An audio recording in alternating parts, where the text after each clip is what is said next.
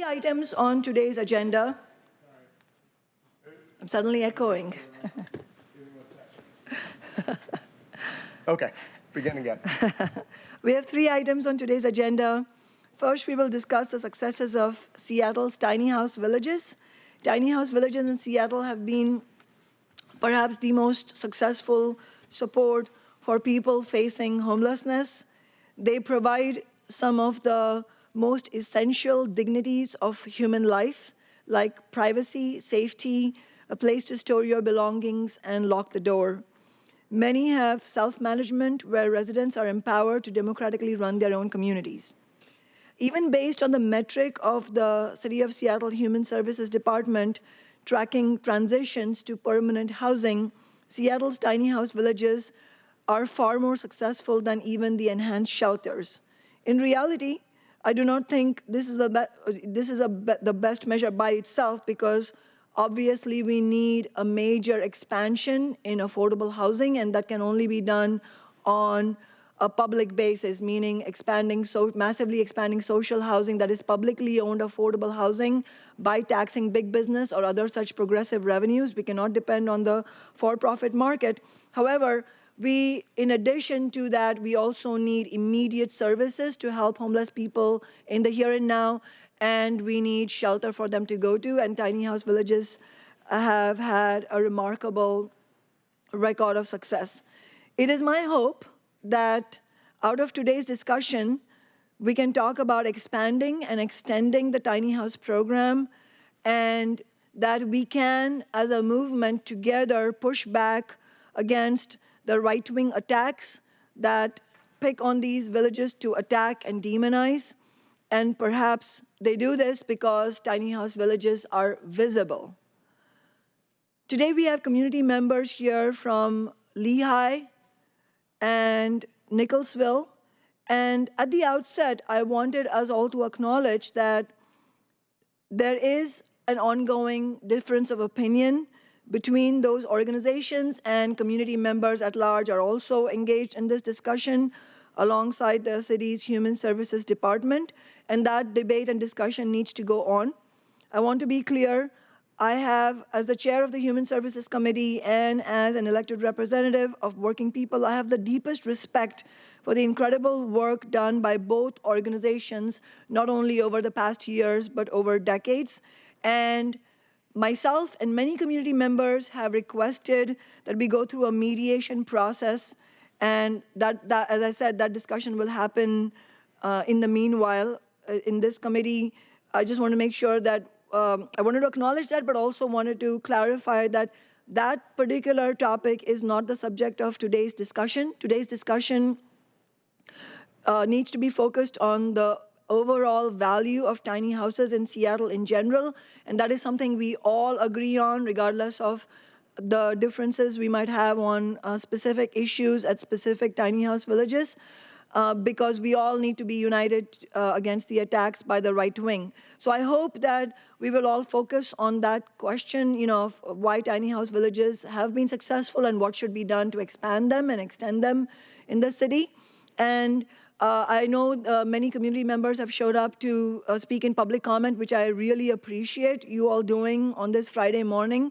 And you are welcome. It is completely your right to speak about any topic you want to speak about. But I would appeal that the most valuable testimony from you all would be on why tiny house villages have been effective in general, because that's the overarching goal of the discussion today.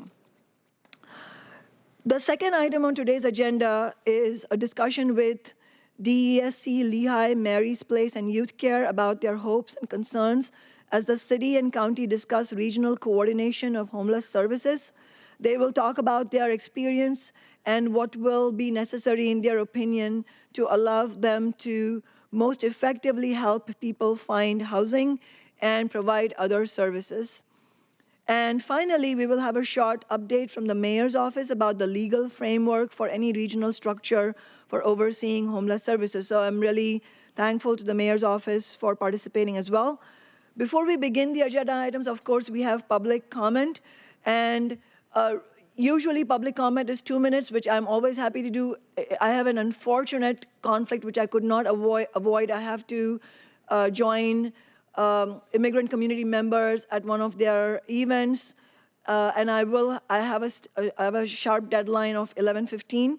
So I have urged that we all have 1.5-minute public comment, a minute and a half, and I'm really grateful to my co-chair, Councilmember Bagshaw, who has agreed to chair the meeting if the meeting goes beyond 11:15. Please do it. Thank you so much. So Ted Verdone from my office will read the names. And so if you hear your name read as a subsequent speaker, please be ready to come on so we don't waste time in transition. And each of you will have a minute and a half. Thank you. There are, the first three names are David Haynes, followed by Jess Moak, followed by Sue Hodes.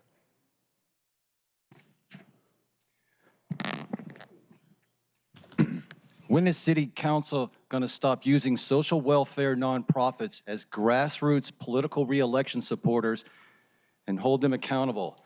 It's not a village.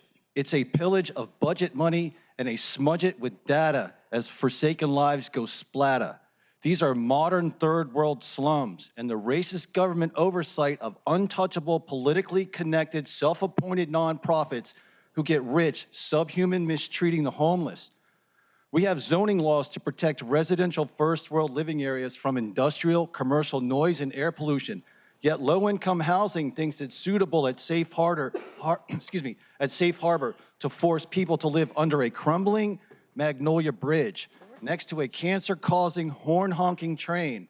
Sharon Lee uses blessed volunteers and donors to build tiny houses, yet Sharon Lee and her privileged college pukes pocket all the money needed for noise abatement and first world plumbing. It's worse than an outhouse 100 years ago with strangers who are dirty using the bathroom porta potty in the dark. It's anyone's guess whether pee or poop is on the toilet seat. Being forced to live under a highway so low-income housing can save money on first world housing shelter so she can buy off politicians and get rich is unacceptable. If we had City Council investigate the services of low-income housing, they would find corrupt, dishonest, half-assed efforts at Urban Rest Stop. Jess, followed by Sue Hodes, followed by Mona Lee. Hi, my name is Jess Moak, and I'm a public health researcher. During my undergraduate research, I interviewed 150 people living in tiny house villages in tent cities. And my conversations with those folks really showed me the value of the tent cities and tiny house villages. They are life-saving. They provide opportunities to stabilize, a safe place to keep your stuff, a safe place to sleep. And they also provide community, the benefits of which are impossible to quantify even for a public health researcher. I think that the current management disputes are really putting these benefits at risk. And I believe these disagreements can be resolved by mediation by a neutral third-party member. And there's community support for this idea. A few community activists, myself, Pastor Ann Reike, and Sue Hodes from NAC District 2 started a petition calling for mediation between Nicholsville, Lehigh, and HSD. We gathered 110 signatures on this petition, and a lot of people had a lot of comments about why these are so valuable. We're facing a crisis that's there's no end in sight, and while the conditions may not always be perfect in these encampments, they're really valuable for this is what we need right now. So I have copies of this petition to deliver to all the council members who are present or not present, if you want to pass them along, and also to Nicholsville, Lehigh, and HSD. So here's for you all. Thank you, Jess.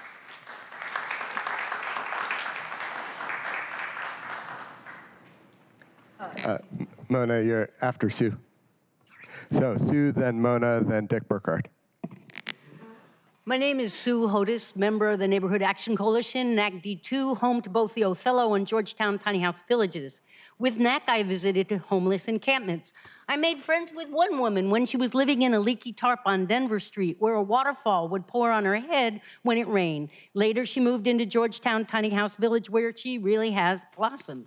It was amazing to arrive there and see her in the guardhouse of the gatehouse, responsible for things like checking in villages, visitors, helping residents reserve laundry time. And she felt so solid compared to being a wreck in her rainy tarp, and less lost in suffering. Besides the security and well-being of her own safe space and access to basic health resources like showers and bathrooms and food, there was community. The empowerment of community decision-making and responsibility to the other people in the village is an essential step to healing. Community counters the isolation and powerlessness all of us feel, and it needs to be nourished, that interconnection and feeling useful and worthy for all of us. This is an important step to integrate into larger communities when tiny village members get permanent housing. Expanding the number of tiny house villages is imperative. We strongly support Nicholsville, Lehigh, and HSD to mediate their differences. The people of these organizations need to work on their communication skills and on their community skills. The Nicholsville and Lehigh are not enough. Seattle Native American people are 1% of the population, 10% of homeless people. The Native organization and the Coalition to End Urban Indigenous Housing say over and over again, Native American people who are homeless respond to other Native American people. They disappear otherwise. They should have more money too. Community is not la-la. The way we have community is each of us holding tension of our differences. But if we don't hold the tension of our differences, we have a government like our federal government. Thank you.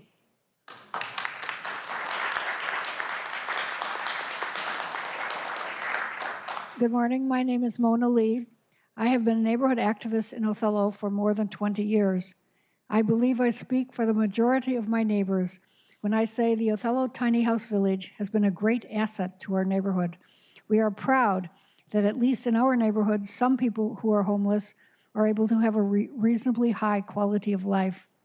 Best of all, the Othello villagers have until recently been most gracious and generous with their time by participating in neighborhood cleanup projects and working to pick up trash around our neighborhood town center and the light rail station. However, recently there have been rumors of conflict that, if not resolved, may result in the closure of the village. We do not want that to happen. We want Othello Village to continue as this wonderful asset to Othello. We have heard that the problem arises from a conflict involving the city, Lehigh, and Nicholsville. I request that City Council place pressure upon Nicholsville to give up its hold upon Othello Village. My experience with Lehigh personnel is that they are caring and responsible people who want to maintain a just environment and help villagers connect with jobs and permanent housing. Whereas my impression of Nicholsville personnel is that they often manipulate villagers in an effort to create a political machine to fight City Hall. I don't think we need to fight City Hall with respect to Othello Village. The village is an example of the city trying to deal with the homelessness crisis in an economical yet compassionate Mona, could you wrap up, please? manner. What? Could you wrap up, please? Oh, okay, I'm done. Thank you. Thank you.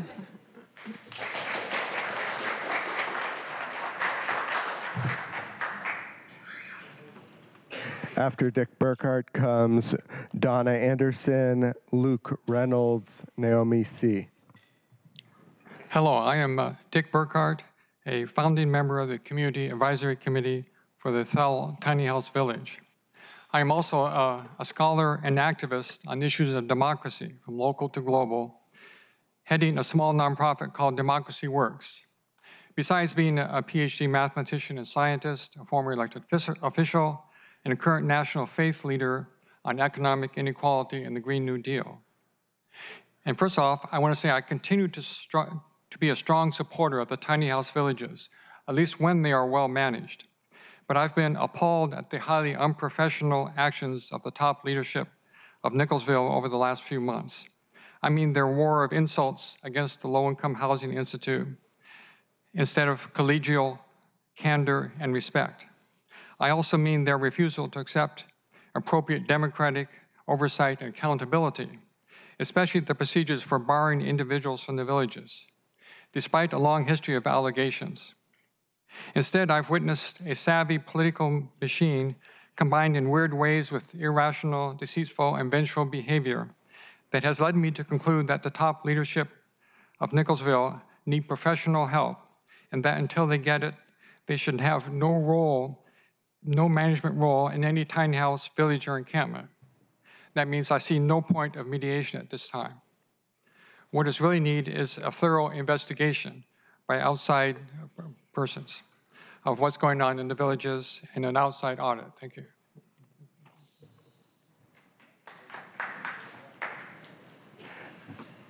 Donna, Can you read out a few names? followed by Luke Reynolds, Naomi C., and Kayla Martinez. Hi, my name is Donna, and I'm a resident and the community outreach organizer at Georgetown Tiny House Village. I think from its beginning, the Tiny House Village concept is a working solution for homelessness now and for the future. The villages have had growing pains, and we've all made mistakes, from city officials to the organizations in charge to residents and leaders at the villages. But our partnership with Lehigh now is addressing those growing pains head on and to the best of our ability. We are working on a Tiny House Village manual in hopes that it will be used across the country as different cities address their homelessness in their hometowns. We've always worked under self-management model, but now with Lehigh as a partner to ensure that city regulations are followed, we're working on an updated self-management plan that gives village leaders and Lehigh case managers more opportunity to keep our residents in those villages until they're ready for permanent housing. We're building positive community relationships. Just this past week, Amazon came out and built about 25 porches and ramps for our residents. Google will be out in the next couple of weeks to help with some exterior painting and hopefully bed frames as well. But anybody can come by and visit and volunteer. If you want to volunteer, you don't have to be Google or Amazon. We can find something for you to do somewhere. We no longer can play the blame game or linger on failures from the past. We have to think about what homelessness looks like, and that looks like me and these faces behind me and people that are still on the street. So next time you want to vote in regards to homelessness, just think about us, all of these faces, and vote for these faces.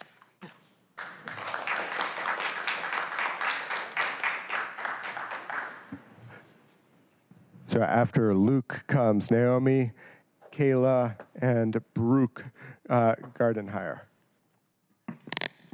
Hi, thank you. As a Jesuit volunteer and an AmeriCorps member for Lehigh's Tiny House program, I am astonished by not just the model, but by the way it empowers individuals and transforms people. In February, I helped run an emergency shelter for people out in the cold, composed of individuals who had been unwilling to leave their tent for sometimes years. Traumatized by homelessness, shelters, and a society that largely abandoned them. After having helped several of the people in the shelter navigate into tiny houses, I have seen a transformation like nothing else. I have been fortunate to see people on the verge of hypothermia in the cold winter snow transform not just as individuals, but as members of our community.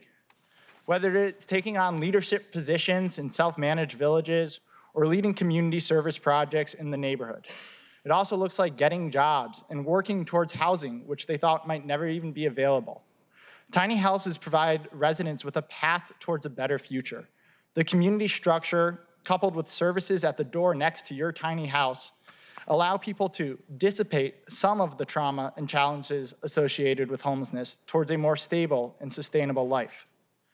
As a full-time volunteer, I am honored and enthused to work with such a great organization, but also with residents that have transformed my life. Thank you. Naomi? Is Naomi C. here? After Naomi comes Kayla Martinez, Brooklyn Gardenhire, and Chris Brand. If you hear your name as the next speaker, can you please be ready to speak so we don't spend time with people walking? Good morning. My name is Naomi C., and I'm currently an undergraduate student at the University of Washington and a volunteer at the Low Income Housing Institute. I feel very grateful to be able to have this opportunity to share my experiences with the tiny house community. As a student, I have learned more in these past couple months about community, creativity, and compassion than anywhere else. Beyond the village's unique success in housing and supporting individuals, the tiny house villages have this incredible ability to facilitate the creation of community at a large scale. In just a short time, I've had the privilege of witnessing how tiny houses have brought together businesses, religious institutions, schools, and citizens under a shared mission: to care for our fellow neighbor. There is so much more to each village than the physical structure. Behind every nailed piece of wood, there is a dedicated volunteer, passionate donor, and committed organizer. Behind every running village, there is a tireless group of CAC members who represent generous and caring communities that surround the village. Behind every positive outcome, there is a gifted human being lifted and empowered by these communities. Thank you.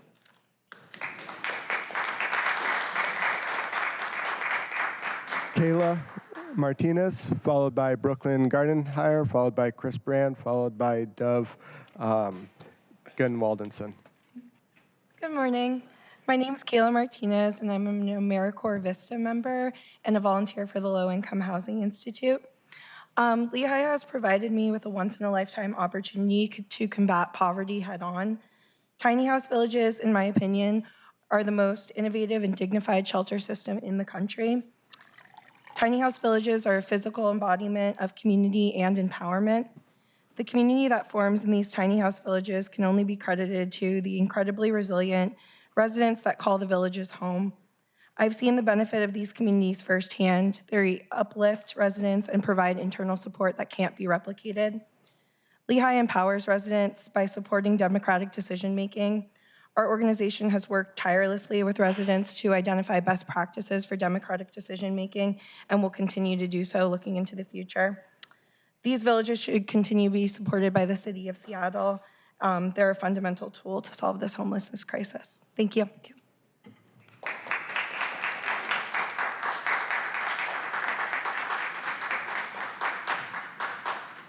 Good morning, City Council and panel. My name is Brooklyn. I've been at Tent City 3 with Sharewell for 4 months. Currently, I'm one of the ECs who try to maintain order in all of the chaos. Thanks to Tent City 3, I've had time to get things in order for me. I am working, sober, and healthy. My partner Tabitha and I are both working to get our own place. It is just hard to afford rent in Seattle at the current time. Tent City 3 allows us to stay together with our dog Taz. So a while back, I was at Safe Harbor during the transition between Sharewell and Lehigh. It was still Tent City 5 then. There was confusion as to who was in charge of the camp. My girlfriend Tabitha was an EC there and was supposed to be in charge with the other EC members. She never felt like her vote counted. We had an on-site case manager who some thought was the camp manager. I may have made some mistakes then, but I have learned from them. Now I am at Sharewell, Tent City 3, experiencing true self-management, where my vote actually counts. Self-management leads to self-esteem. Please stop trying to take that away from us. We need this city council and this panel to support Sharewell and Nicholsville as models for self-management to continue. We know it is not the only solution to end homelessness, but we feel it works for many of us who want better lives. Thank you.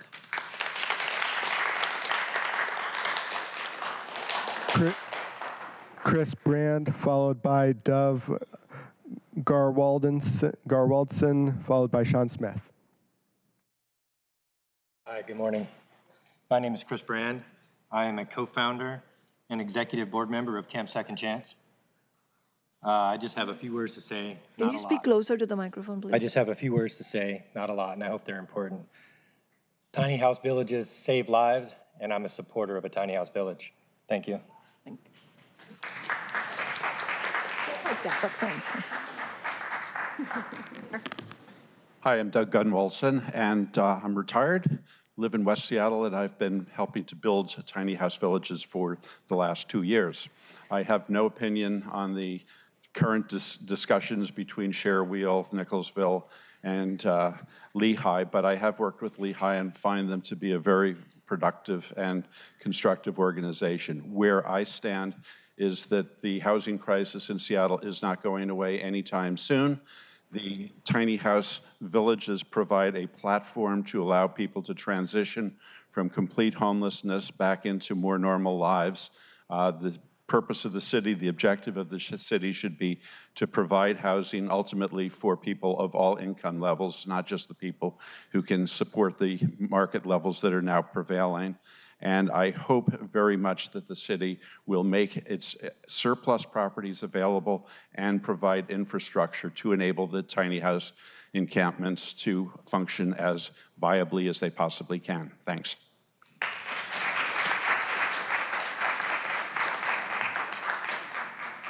After Sean Smith comes Peggy Hotus, followed by Anitra Freeman, followed by Eric Davis. Good morning, Council. My name is Sean Smith. I am the External Affairs Coordinator at Othello Village.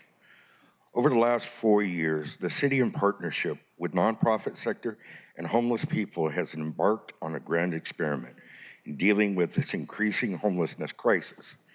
It has been, for the most part, a grand success, though fraught with difficulty.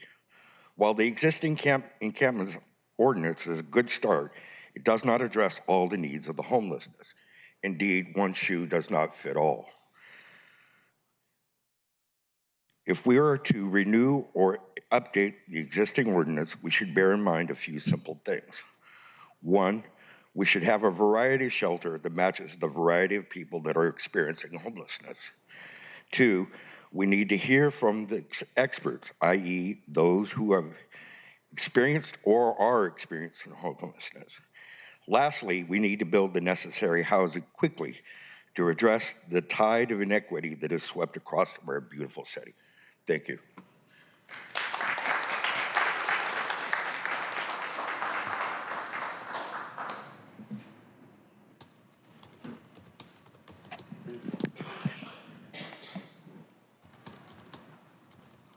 Good morning, council members. My name is Peggy Hotes, and I volunteered with Nicholsville for over a decade.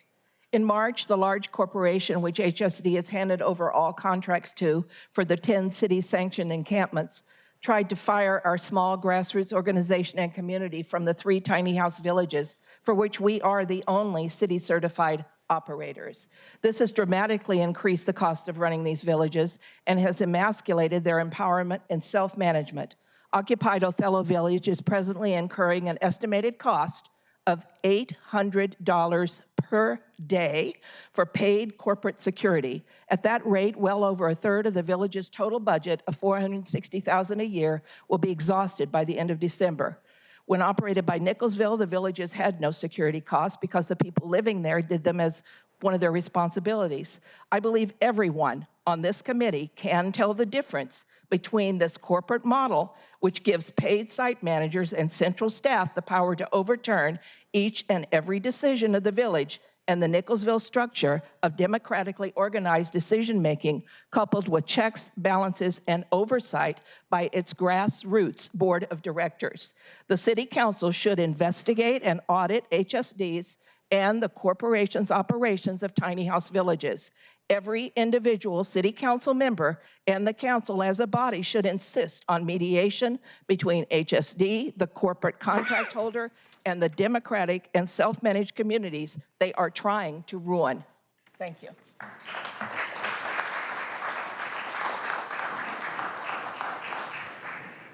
After Anitra comes Eric Davis and Jaja Floyd. Good morning. My name is Anitra Freeman from Share Wheel. 10 years ago, a group of homeless and formerly homeless people came together with a dream of a tiny house village for 1,000 people called Nicholsville. Nicholsville's good work and persistence is what has brought tiny house villages to this point. Nicholsville themselves drew inspiration from Share Wheel's tent cities. It was Share Wheel's good work and persistence that led to city support of organized homeless encampments, the creation of Licton Springs Village, and the first city-sanctioned encampment, Tent City 5.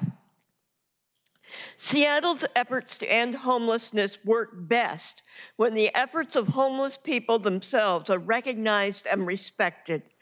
When homeless people control the decisions that affect their lives.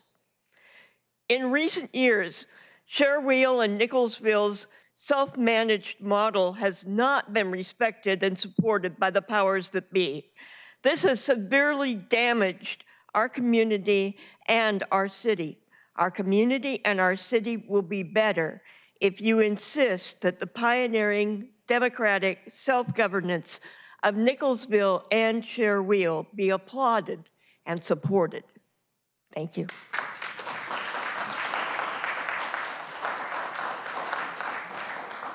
Is Eric here?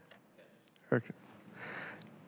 After Eric Davis comes Jaja Floyd, then Sylvia Munoz, then Anthony Lopez.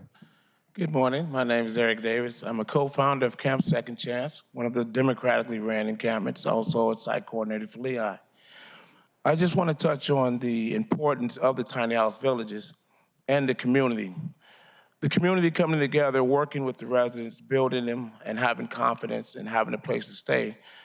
It's more than just an expansion. It's more of a bond. But all the discrepancies about how villages are ran, I challenge most individuals to go inside each and every village and you determine if they're being democratically ran.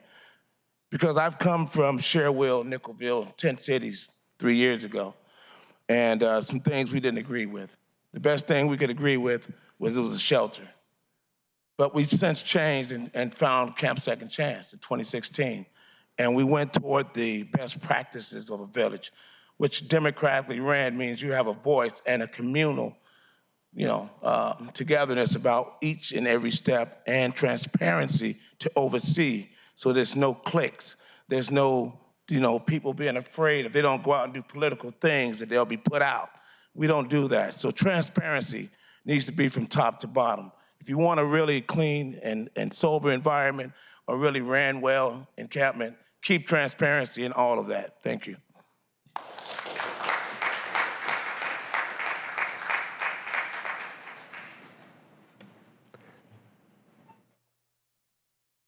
Can you read the names, Ted? Yeah. After Jaja comes Sylvia Munoz, followed by Anthony Lopez, and then our last speaker is Michael Galloway. Good morning. My name is Jaja Floyd, and I just wanted to state that I am a former resident of Camp Second Chance. It is a democratically run organization. I was once on the board there, and when Lehigh took over as our fiscal sponsors, we had nothing but harmony. They listened, and they took care of us. So that's all I have to say. Thank you.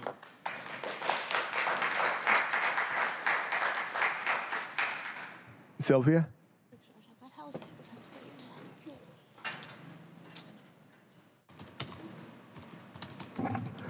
Not seeing Sylvia. Anthony Lopez is up, and then our last speaker is Michael Galloway. Good morning. My name is Anthony Lopez. I am a current resident at T5, Tiny Cabin Safe Harbor, Inner Bay. I'm speaking on behalf of my camp and just my own testimony. I've been homeless for a year now. 3 months ago, when Lehigh came in to take over from Share, was fabulous. Prior to that, we were having a lot of problems. The whole thing with the ECs and the security shifts and all this and that, there was a lot of power tripping, and people were getting barred, which means you get thrown out and stuff. Things like that were not, what would you call it? Sorry, I'm nervous. It wasn't humbling to have other homeless people attacking you when you're homeless too. And because of these rules that Share had put, other words, in control, had put everybody in control of themselves, and other people were not, following rules correctly, and people were leaving. And, I was one of those people that left because I have anxiety and I could not take the pressure. But when Lehigh came in, they said, you know what, we're gonna stop all of that. There's no more ECs, there's no more power tripping. You guys can do your own securities, and we want you guys to get out there and have a success story and go get a job and you know, get therapy if you need it. And they, you know, put that funding into work, and now we have cabins, we have a brand new kitchen, we are gonna have laundry facilities, we're gonna have washer and dryers, and that inspired me and made me feel really good. And just being able to be in my cabin and be with my cat and, you know, get up in the morning and go to school and go to my part-time job and get therapy is helping me so much. And I want to thank Lehigh, and I just want to thank, you know, the city of Seattle for funding T5, and we really appreciate you guys. Thank you.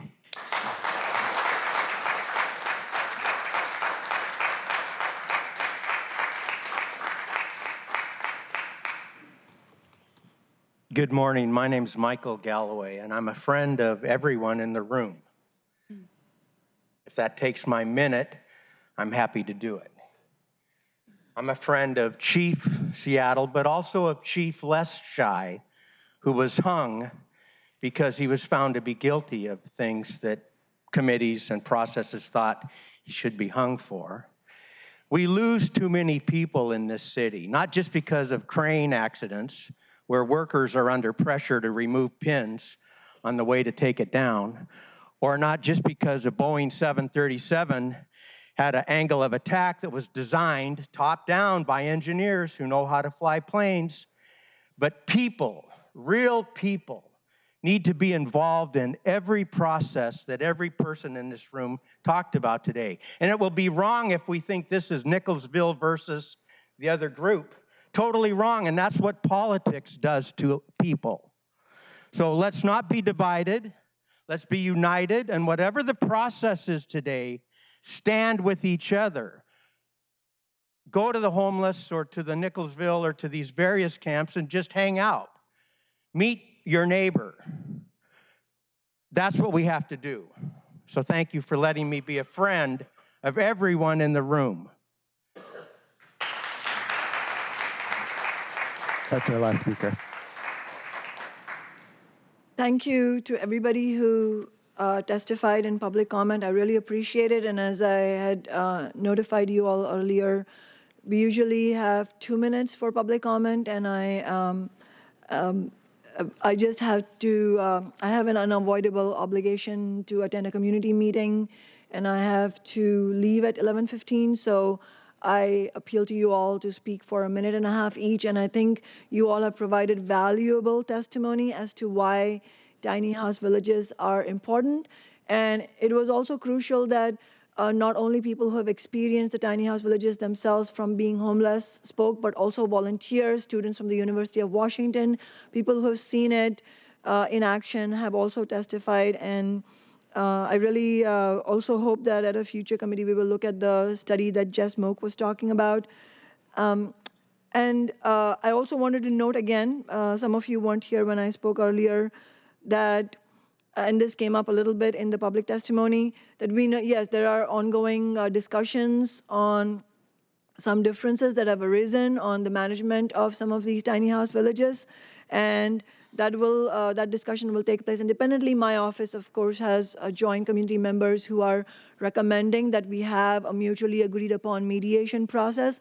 But I also, again, wanted to remind everybody that is not the topic of discussion today. So when we have our group at the table here, they will be focused on the most important question, which you all have also reiterated in your testimonials, which is the importance of tiny house villages, the effectiveness that they have proven in their track record, and why the city should actually be making concerted efforts, concrete efforts to expand and extend them. So I really appreciate you all reiterating that.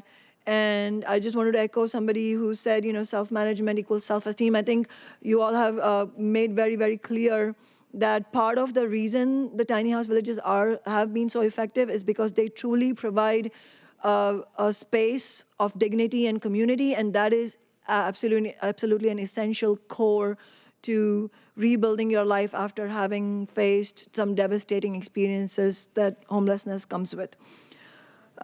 So, I'm sorry? When you're done, I just want to get in the queue. Okay. And so we will have presenters coming to the table, so if you can please join us here. I also wanted to acknowledge that we've been joined by council members O'Brien, Herbold, and Pacheco. Thank you for being here. And Councilmember Herbold, you can Thank go you. ahead. I just want to, very quickly before we get into the presentation, want to remind council members and the viewing audience and the folks in chambers who know this to be true from their own experiences, that we would have neither sanctioned encampments nor tiny house villages if it was not for decades of work of Lehigh, Nicholsville, and Share Wheel working together towards that shared objective. Thank you. Yes, I totally agree, Councilmember Herbold. We have decades of united work behind us, and I have no doubt that we will be able to go forward on that basis. So will all the presenters who are here first just give very quick introductions for the record, like go around the table, starting with Eliana, just very brief one-sentence introductions, and then you are free to start the presentation. My name's Eliana Scott-Thonis. I'm the chair of the Othello Village Community Advisory Committee. Eric Davis, site coordinator for Camp Second Chance and Lehigh employee. Jaja Floyd, former resident of Camp Second Chance. I'm Josh Castle. I'm the Community Engagement Director with Lehigh. I'm Cinda Stanger. I'm in leadership with Alki UCC, building tiny houses at Camp Second Chance.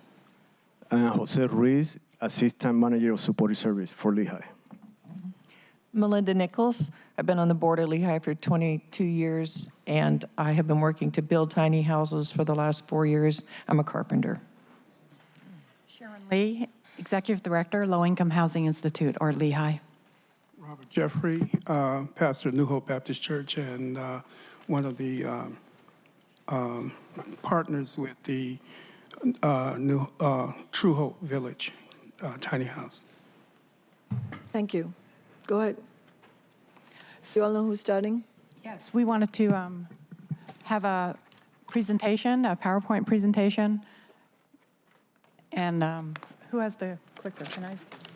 Okay. Okay, great. So, oh, how do you hit?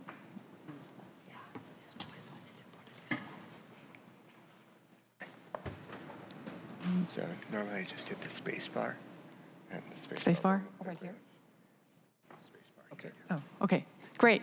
So I wanted to first show you the extent of Lehigh's work in terms of our housing. And we have housing, urban rest stops, and tiny house villages, and we provide a full range of supportive services, and we also participate in advocacy volunteer programs. We think housing is the solution, but as you know, it's very important to do advocacy, including advocacy at the state level for additional resources for homeless and low-income housing. I want to show you 2 buildings that the City of Seattle funded, and we are grateful for your support for the housing levy. We have about 65 properties, and of course, permanent housing, permanent supportive housing is the solution.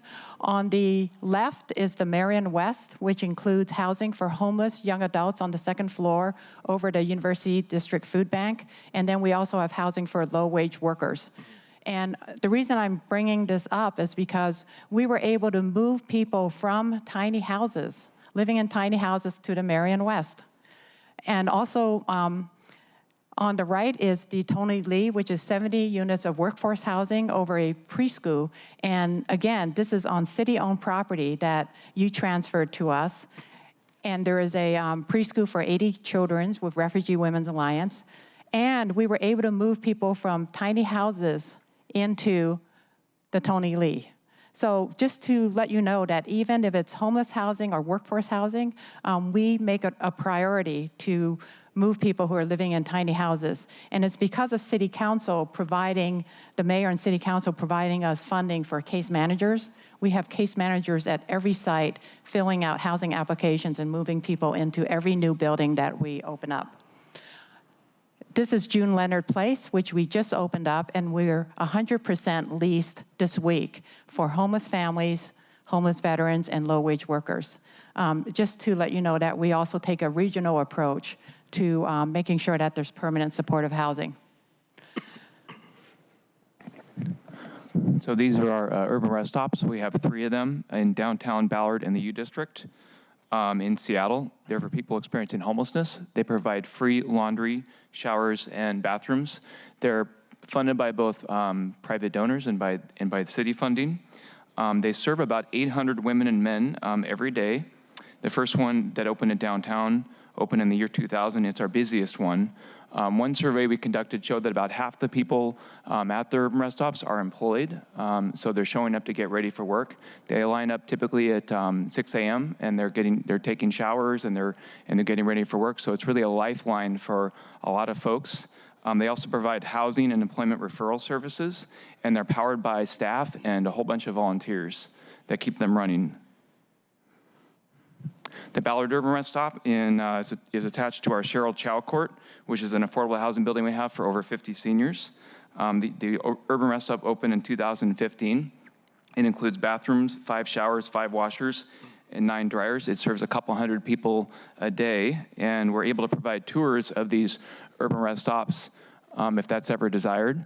And we want to thank the city for all of your support in keeping these funded. And we would really like to open more and open them for longer hours. So quickly, you've all seen this chart showing the number of unsheltered and sheltered homeless people. It is at least showing some progress that the number of unsheltered individuals is a little bit less than last year. But what's significant is that because we have so many facilities now at the tiny house villages, people living in tiny houses have heat, electricity, locking door, and they have plumb toilets and showers in many of the facilities, and they're handicap accessible. So now people living in tiny houses are considered sheltered. So we have close to 300 tiny houses that serve over 1,000 people a year, which means that we can touch the lives of people who are on the street or living in their car. So we are making a difference because tiny houses are now part of the effort as bridge housing to move people into permanent housing, and they are not considered unsheltered anymore. Sharon, could you or Josh or someone else go into a little bit of detail, or maybe you are going to in a subsequent slide, in terms of just the logistics of how do you provide electrical hookups and what challenges you face in terms of plumbing? How have you organized all that? Because I'm assuming that's of a great deal of interest to other cities as well in terms of how is this being accomplished at a very low-cost basis. Yes, absolutely. And Melinda, who's speaking next, is the expert on how to set some of this up. I just wanted to talk about why we need tiny houses, which is fairly obvious, I think, to everybody in the room. I think that we have groups of individuals who seriously need someplace besides underneath a bridge. And we have whole families, large families. We've done some innovative things to make sure that everybody that has a large family can still see their kids. Because our houses are so small, we put the houses next to each other with windows so that they can look back and forth. LGBTQ individuals, straight and gay couples with children, families with teenage sons, immigrants, undocumented households, single men with children, and people with pets. One of the things I didn't realize is that some people will not go to a shelter if they have a pet. They'd rather stay outside. And that's heartbreaking to realize, my gosh, if we just let them have their pet in their house, they will get shelter. So we've done quite a bit of that. And the pets haven't been bad. It's been okay with us. So we're really glad to do it. So I just wanted to quickly answer your question, is that in the initial phase of the tent encampment ordinance, the council envisioned tents on platforms and then a couple of honey buckets. And we have modernized the villages so that there's actually electricity running to every tiny house. There's a smoke detector, there are fire extinguishers, and there's heat. insulation, and we are also installing fans, and we also have solar in some of the tiny houses. And then we actually put in plumbed toilets and showers. So we actually have, you will see later in the photographs, complete bathrooms that are plumbed. And because we don't want people to spend all day hunting around doing their laundry, we've also put in laundry services. And the kitchens are not primitive. The kitchens include sinks, freezers, refrigerators, and dining area. And there's security, and there's also case management offices. So it's like in the old days when you went to, family camp. Your family stayed in your little lean-to, and then you went to a kitchen, dining, and recreation. So we have the whole village set up now. So it's no longer primitive or, it's actually quite improved. And there's also a security fence and a gatehouse.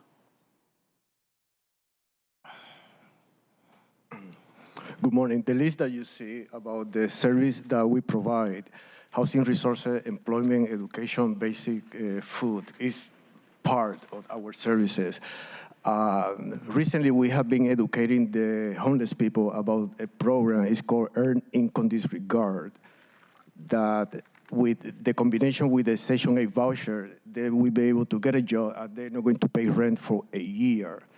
And the second year, they're going to use only half of the income to pay rent. Everybody has been coming out with a positive feedback of this program. We have been able to send people to Pennsylvania, Idaho, Ohio, and California to grab the voucher with the intention to port the voucher back to Washington, and so far, none of them have returned. We have a few of them that are working in warehouses. We have, from other state, case managers that help them to navigate with the housing process once they know that they have a choice voucher.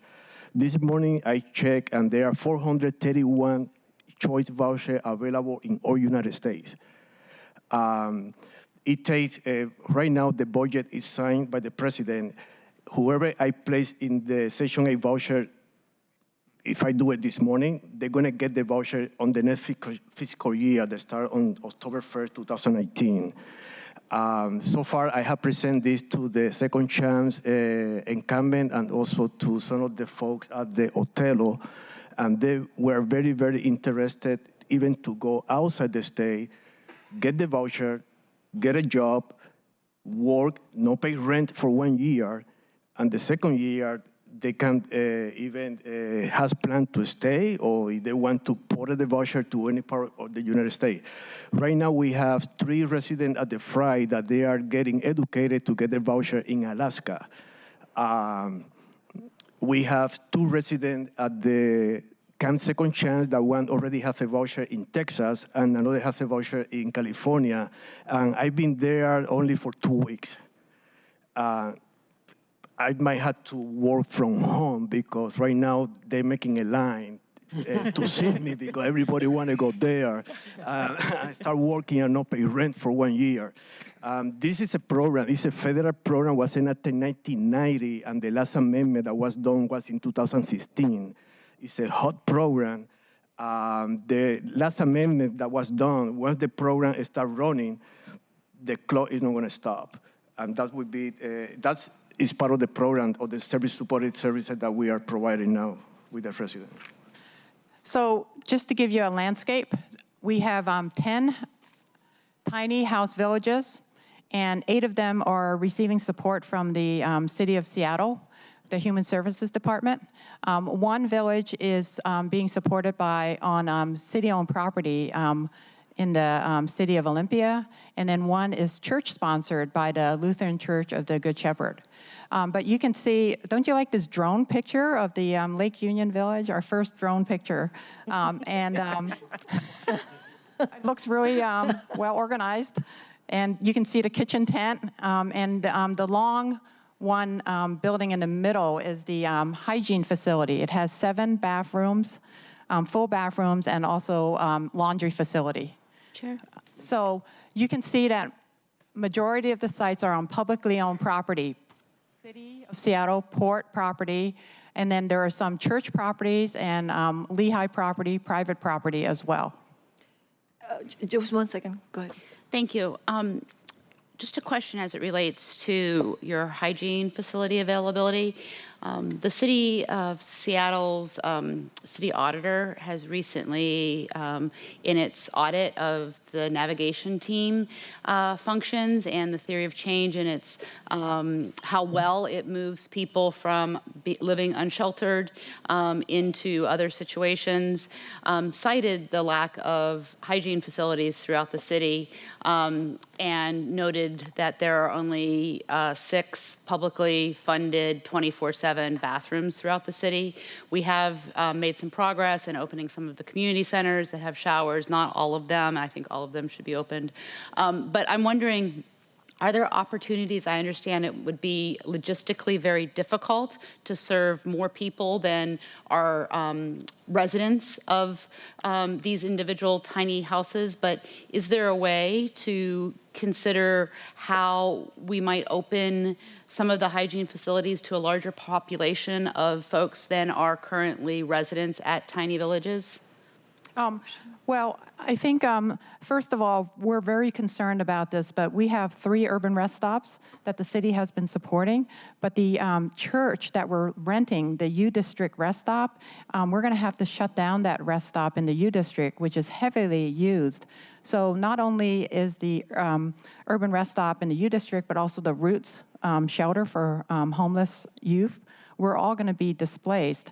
So we actually need your help to find a new site to replace lost space in the U District. But what we found out in terms of hygiene facilities is that it's very important. They're only successful if they're well-lit, staffed, and clean, right? Otherwise, it becomes a nightmare to have a facility that's, scary or hazardous, or, you're not sure, what people are doing. And so that's why it's so important for the city to look at extending hours of the existing rest stops and existing other facilities and to open up more of them. And to us, it's a public health issue. And it's also an opportunity issue because we have so many homeless people who are working and they can't find a job or apply for housing if they're not presentable. And so we think it's very important to be open early in the morning. You can't just open a facility like 9 to 5 because that's when people are working. So it's important to have urban rest stops, hygiene centers open very early in the morning and then after evening hours so people can do their laundry or take a shower. So we would really want to work in partnership because we have some buildings and there are some underutilized buildings and facilities that we can expand and open so that unsheltered as well as sheltered people and people living in their cars can also use those facilities. So Whittier Heights, this is one. We're going to focus on 3 new ones that opened last year. Whittier Heights is the first village that's ever been exclusively for women. It was a request of the city. And when I heard that we were going to do it, I thought, let's have all women build it. And I'm from the construction industry, and in fact, I was on the Washington State Apprenticeship and Training Council for 22 years representing the city of Seattle. So I know lots of women who are in the industry. 225 of them volunteered to do the work. And it also became an international story. We were interviewed by organizations all over the world. And it was a very exciting thing. And in fact, I think that having it for women only was a really good thing. And now I'm going to slip in a little thing, which I think we should do a veterans-only village as well. There isn't one anywhere in the state, and it would be a wonderful thing for us to do. We have so many homeless veterans, it's unbelievable. Can I ask a quick question, Chair, go ahead. on that? Thank you so much for the work that you've done. I love the fact that the Women's Whittier Heights was constructed primarily by women. My understanding is that there is space available up at the Veterans Facility on Beacon Hill, that there's parking lots, and I don't know whether anybody has reached out to them, but I think a year or so ago I talked with the leadership there, and said, why don't we use this? If not for tiny homes, I mean, even some of the mobile options that we're looking at, the modulars, and they've got space, and I think that they ought to be our partners. So I would love to know if any of you have reached out. It would be great, and anything that we can use for underutilized parking space, I would think would be a good start. That's a wonderful idea. We are working with JBLM. They do want us to do a village. They have been, their folks have been volunteering to build for us. Right. So we have a good relationship. They also want to be able to have a place where they can reach out directly to veterans because sometimes they're extremely elusive. Correct. But to get back to Whittier Heights, I apologize. That was just something that I had to talk about.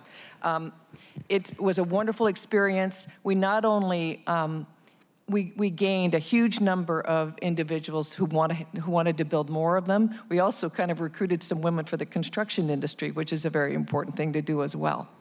So we're very happy with how it turned out. Thank you for also emphasizing that. Yeah. Appreciate it. Yes, and we definitely want to thank City Council because you wrote a letter and put in funding the previous year for a new village during the budget process, and that's why we have Whittier Heights. So we want to thank the existing council for making this possible. Without you, this wouldn't be happening. We're very grateful.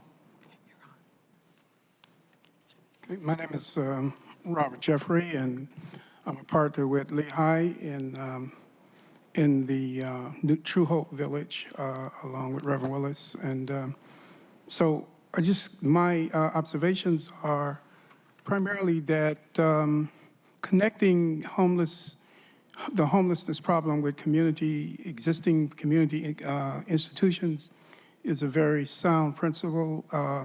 Many African-American people who are homeless become sort of lost in terms of their connection with community institutions. And so the way I think to help African-Americans become stabilized in terms of their homeless situation is to connect some of these tiny homes to community-based institutions. Our church has been very active in the True Hope Village. The people cook dinners and take them down, clothing, all kinds of things, which helps them to believe that they are making a difference. And I think that these tiny homes connecting to these institutions, especially historical institutions, is extremely important.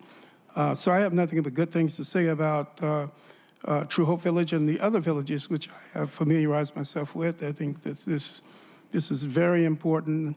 When I was in grad school, I spent 3 weeks in Cleveland, Ohio, on the streets. I lived in shelters. I walked the streets. And I lived, I don't claim to know what it means to be homeless, but for that period of time, I lived in shelters. I took communal showers. I had to eat soup and hear Bible stories before I could get food, or hear Bible stories before I could eat. I know what it means to walk the street and be looked at like you are non-existent and that you are nobody. And I just think that this is a step up. This gives dignity. It personalizes in a way that is very important. And I think it gives an opportunity for people to breathe and to regain their composure and to prepare themselves to go back out into the world. Homelessness should never be a permanent situation. It's a temporary situation. And I think that these projects provide people with that space and with that time, which I think is crucial for people getting themselves together and becoming, whole again. So I applaud this. I applaud this. So you can see from these pictures directly that the kitchen, the community kitchen, has freezers and refrigerators and a kitchen sink and appliances. And you can see a typical bedroom, 8 by 12, and they come furnished. And then we also have the bathroom. The bathroom is not like taking a shower along with other people. It's a complete self-contained bathroom as like a module that we brought on site, and then we built handicap accessible ramps. And what's unique about True Hope Village is that we found that there was an underrepresentation of people of color living in the villages. And so the referrals to True Hope Village include the Seattle Urban League, the Seattle Indian Center, Seattle Vocational Institute, which includes students, students of color who are training in the construction industry, as well as the True Vine and also New Hope Baptist Church, so, and the navigation team and REACH. So we have a community that is, actually you should come visit. It's so close. It's on 18th and Yesler. Please come and visit. Yes, and actually it was, we were there for the inauguration, but I know it's been really improving even since then. And is it accurate to say that all the tiny houses have been built through volunteer effort? We have mostly, I would say 90%. Have been built. Let's say if we have, let's say we're trying to open a certain day and that we're short, then we have a contractor that builds them very quickly and cost effectively. But the volunteer ones are built at $2,500 for materials. And people are building them in their backyard. People are building like schools, high schools, Boy Scouts, Girl Scouts, businesses. People are building them, and then we pick them up because they're on skids. They're on 4x4 skids. We take a flatbed truck and bring it to the village. And did you say that the average cost is $2,500? Yes. Yes. We do have some fancy ones but those are paid for by donors. But that also includes installation. It includes inside. All of that, yeah. All of it, everything. So last You May, also, a year ago. sorry, you also mentioned smoke detector and fire extinguisher. Oh, yeah. We actually have the housing code.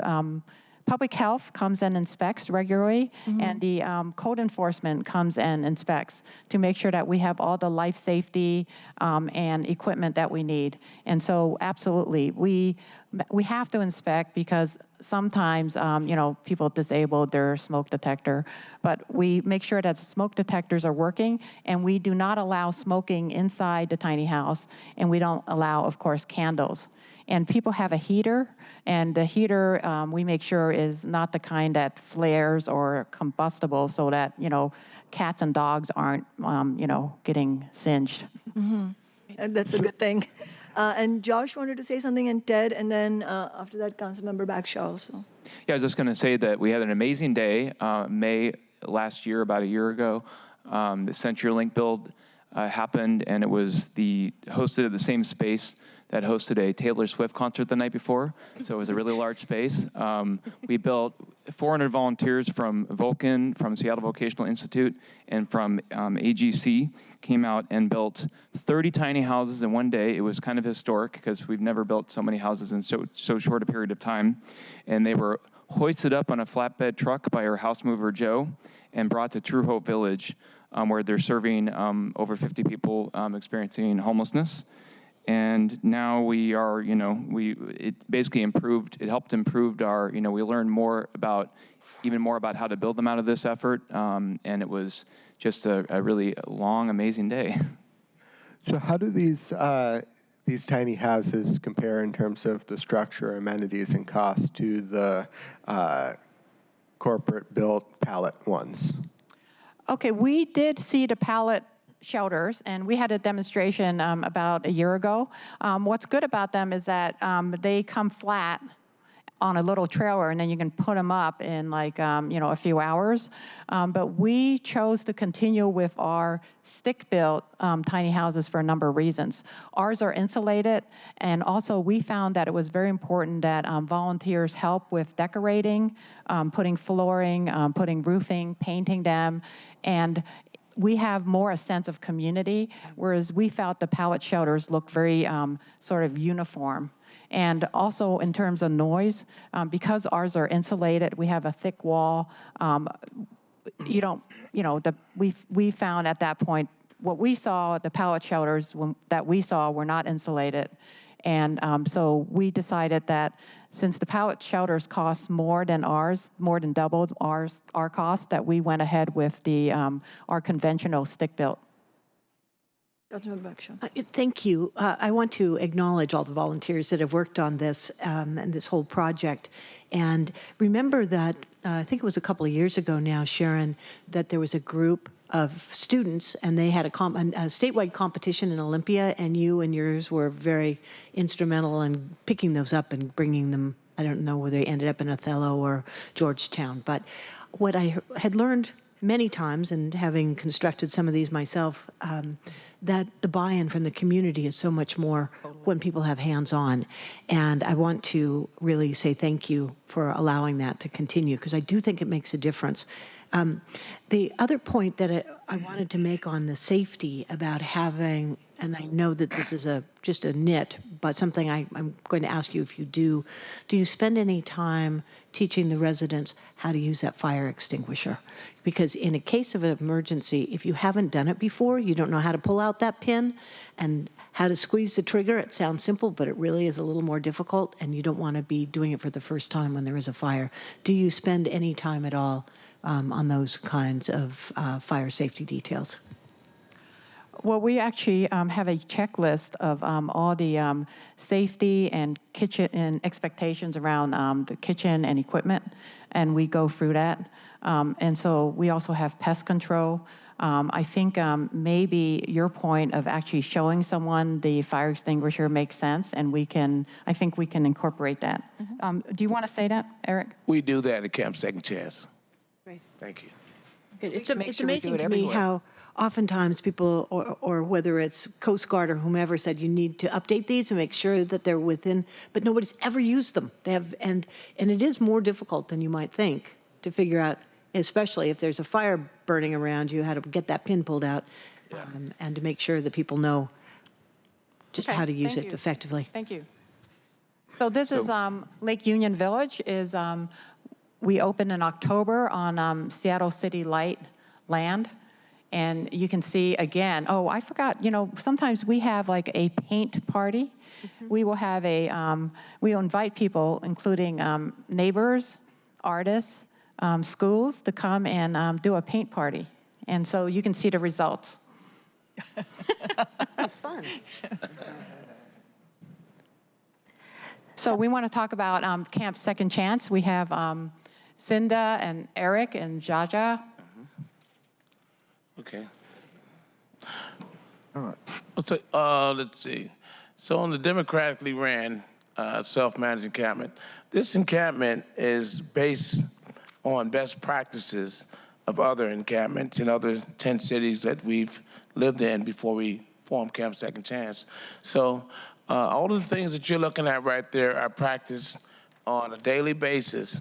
But the best part about it is how the community is involved with the expansion. The expansion means not only for the new houses that are being built, but the connection with the community. The things we do day in and day out on the weekends, building houses, having all kind of barbecues, having fundraisers, having our doors and gates open on a regular basis helps the community see who we are and connect us to them. Thus, the residents aren't just sitting back thinking they're no one. They get to know that they're accepted because we're a warm and very inviting community. Most encampments stress when they get into a new neighborhood. Well, we leave our doors open and we allow the community to come in, sup with us. You can come spend the night. My point is, it's made it so close that communities come in and want to build daily. There are tours every day. I don't get a break because there's so many tours, but there are people coming from out of state, different counties, just to view that model in persistence. So we want to invite most people to, shall I say, encourage people to start this. Can you give us examples of other cities or counties or states from where people have come to visit? Well, we've got San Jose, we have California, New York, Detroit, even Kitsap. And So, today we have the city of Tacoma is visiting True Hope Village this morning. Like an official visit from Yes. Yeah. That's excellent. I'm also curious, have anybody who is officially part of or ideologically subscribes to the views of the groups like Speak Out Seattle or Safe Seattle, have any of them come to the villages or asked to visit to find out more about how the tiny house villages are run? As far as I know, no. But they would be welcome if they asked to visit, right? They'd be very welcome. I talk with them. Many times. Yeah, I They've talk with been a few invited? of them. Okay. They've Thank been you. invited.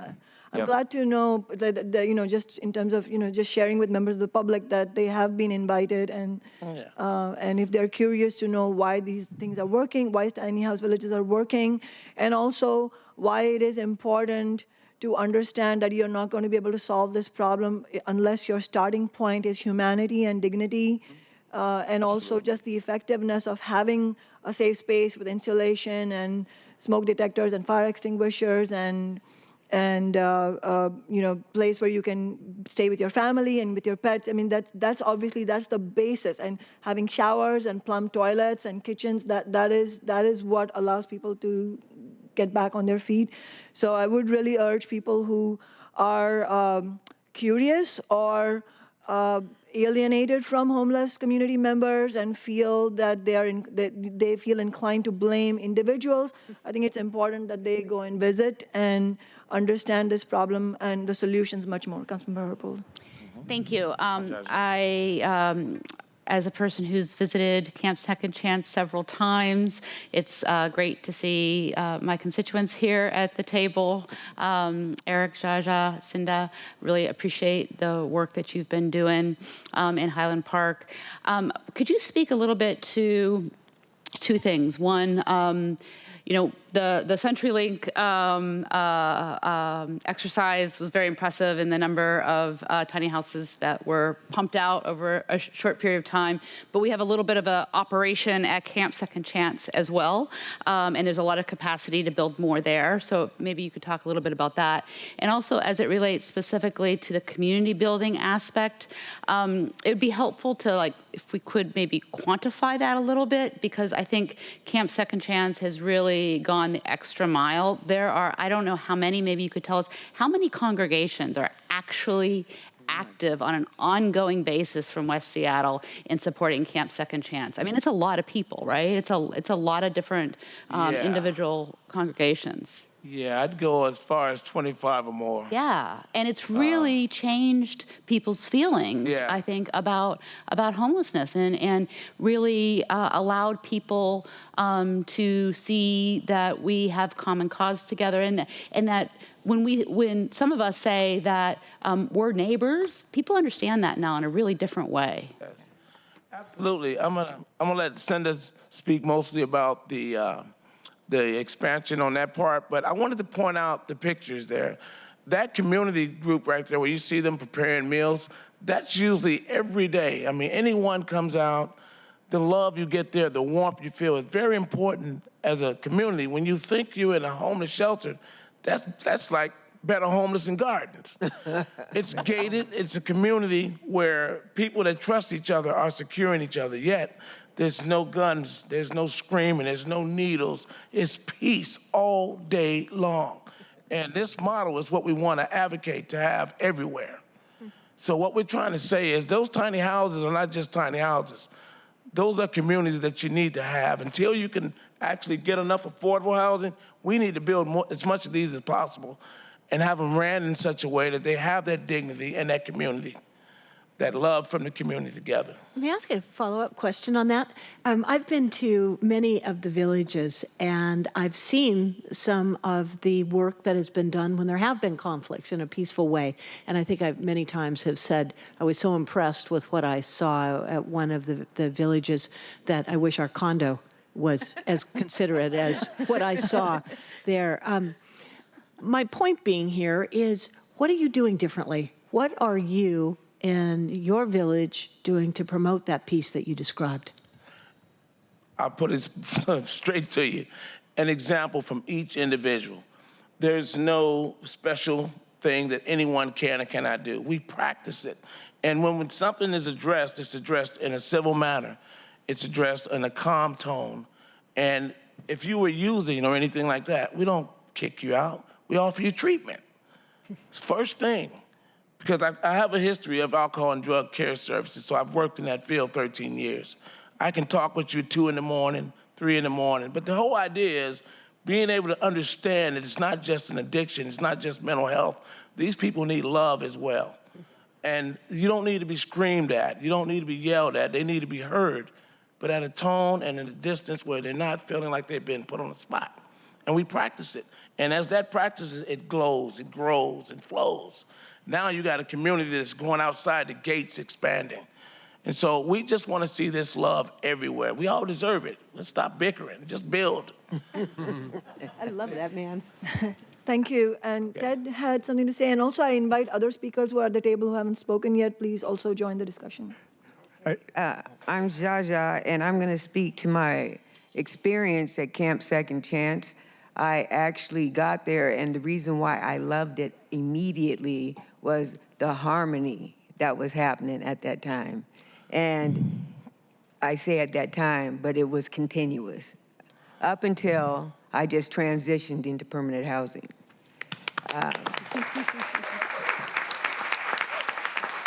Where are you living now? I live in Kent. Yes. Congratulations. In a I'm glad beautiful that park area. I mean, you know, just because you're homeless and you transition, you don't have to settle. You know, you can go out there and be proactive and find what it is that you really want so that you keep it and maintain it.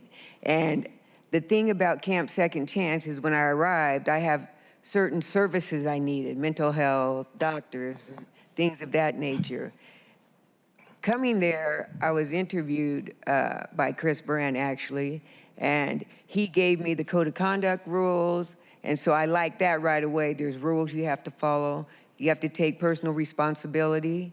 I also was able to get, because it was a stable environment, I was able to go out and receive the services that I needed, or also the services came to me, which was big and huge. I want to talk about 5 points that were really important to me while living there. Like he said, we have a meeting every Wednesday, so any position that's available, you can say, hey, I want to do that, you know? And there's a voting process, and the former person may get it again, or you may get it. So it's all democracy, you know? It's fair all the way around. The points I want to make is I felt self-empowered. I felt stability. I had safety because it was a gated community and 24/7 security. Living there, you have to do 2 securities a week at 4-hour intervals, and that involves the whole entire camp. There's, like I said, harmony and the services I could receive. It's a wonderful place to be, and I will continue to support it as I live in Kent. And I'm really passionate about homelessness. I serve on advisory council for the homeless and the governance council. So it's really important to me to continue to reach back and encourage and help my former people to come forward. Thank you.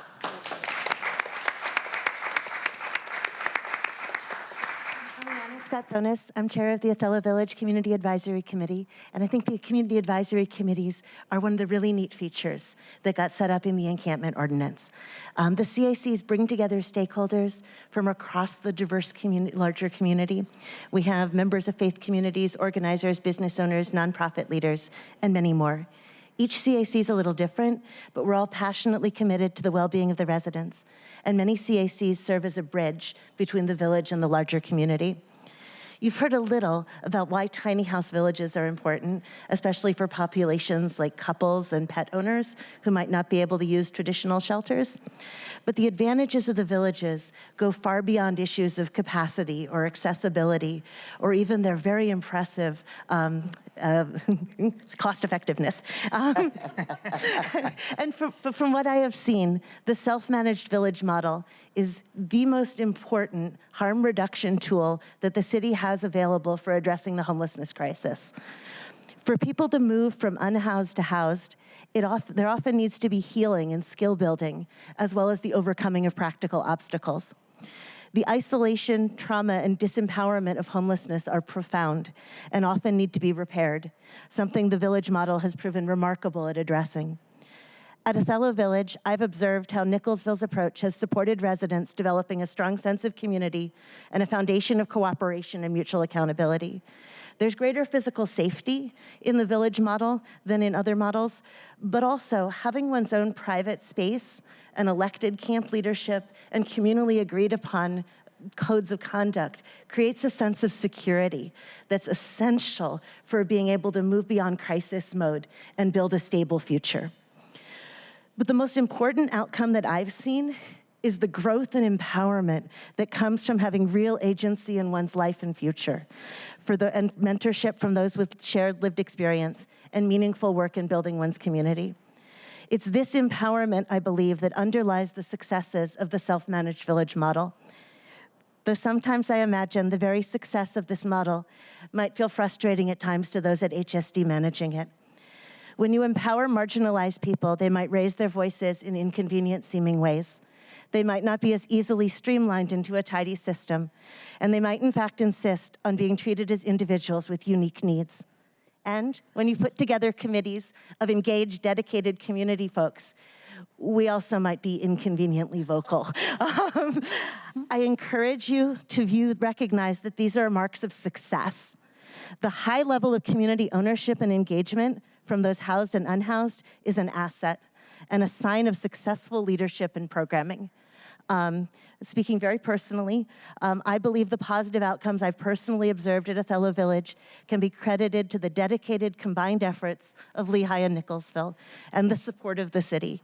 And I continue to hope for a mediated resolution that enables that successful collaboration to continue and be improved on for the enrichment of us all.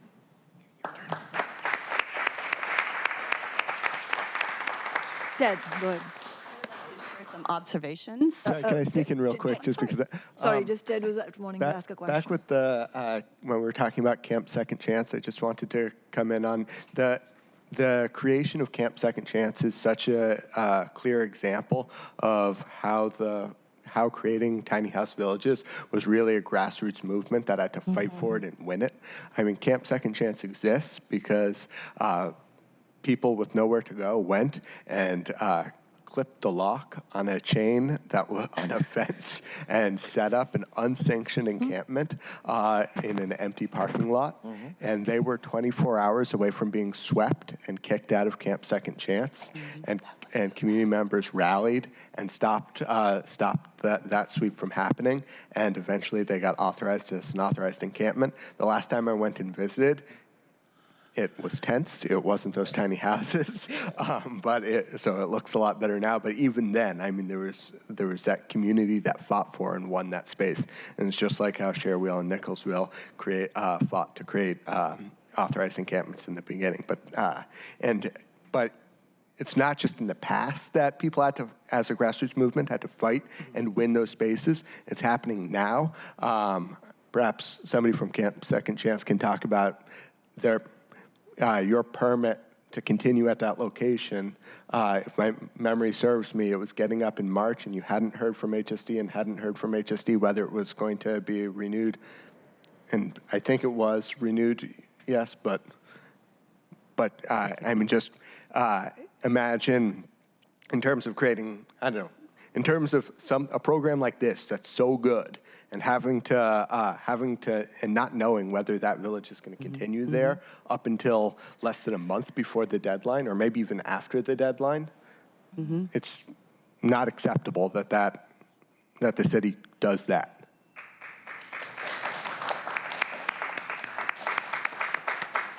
That's a so, perfect. Okay. sorry, can she go ahead or did you? I have a meeting that I have to run to, and I just wanted to say thank you, all of you, for being here today, but more importantly, for the amazing work you're doing out there in the community. It's inspiring, and it gives me so much hope. So you're amazing. Thank you. Thank you. Thank you Mike. for joining us, Councilmember Brown.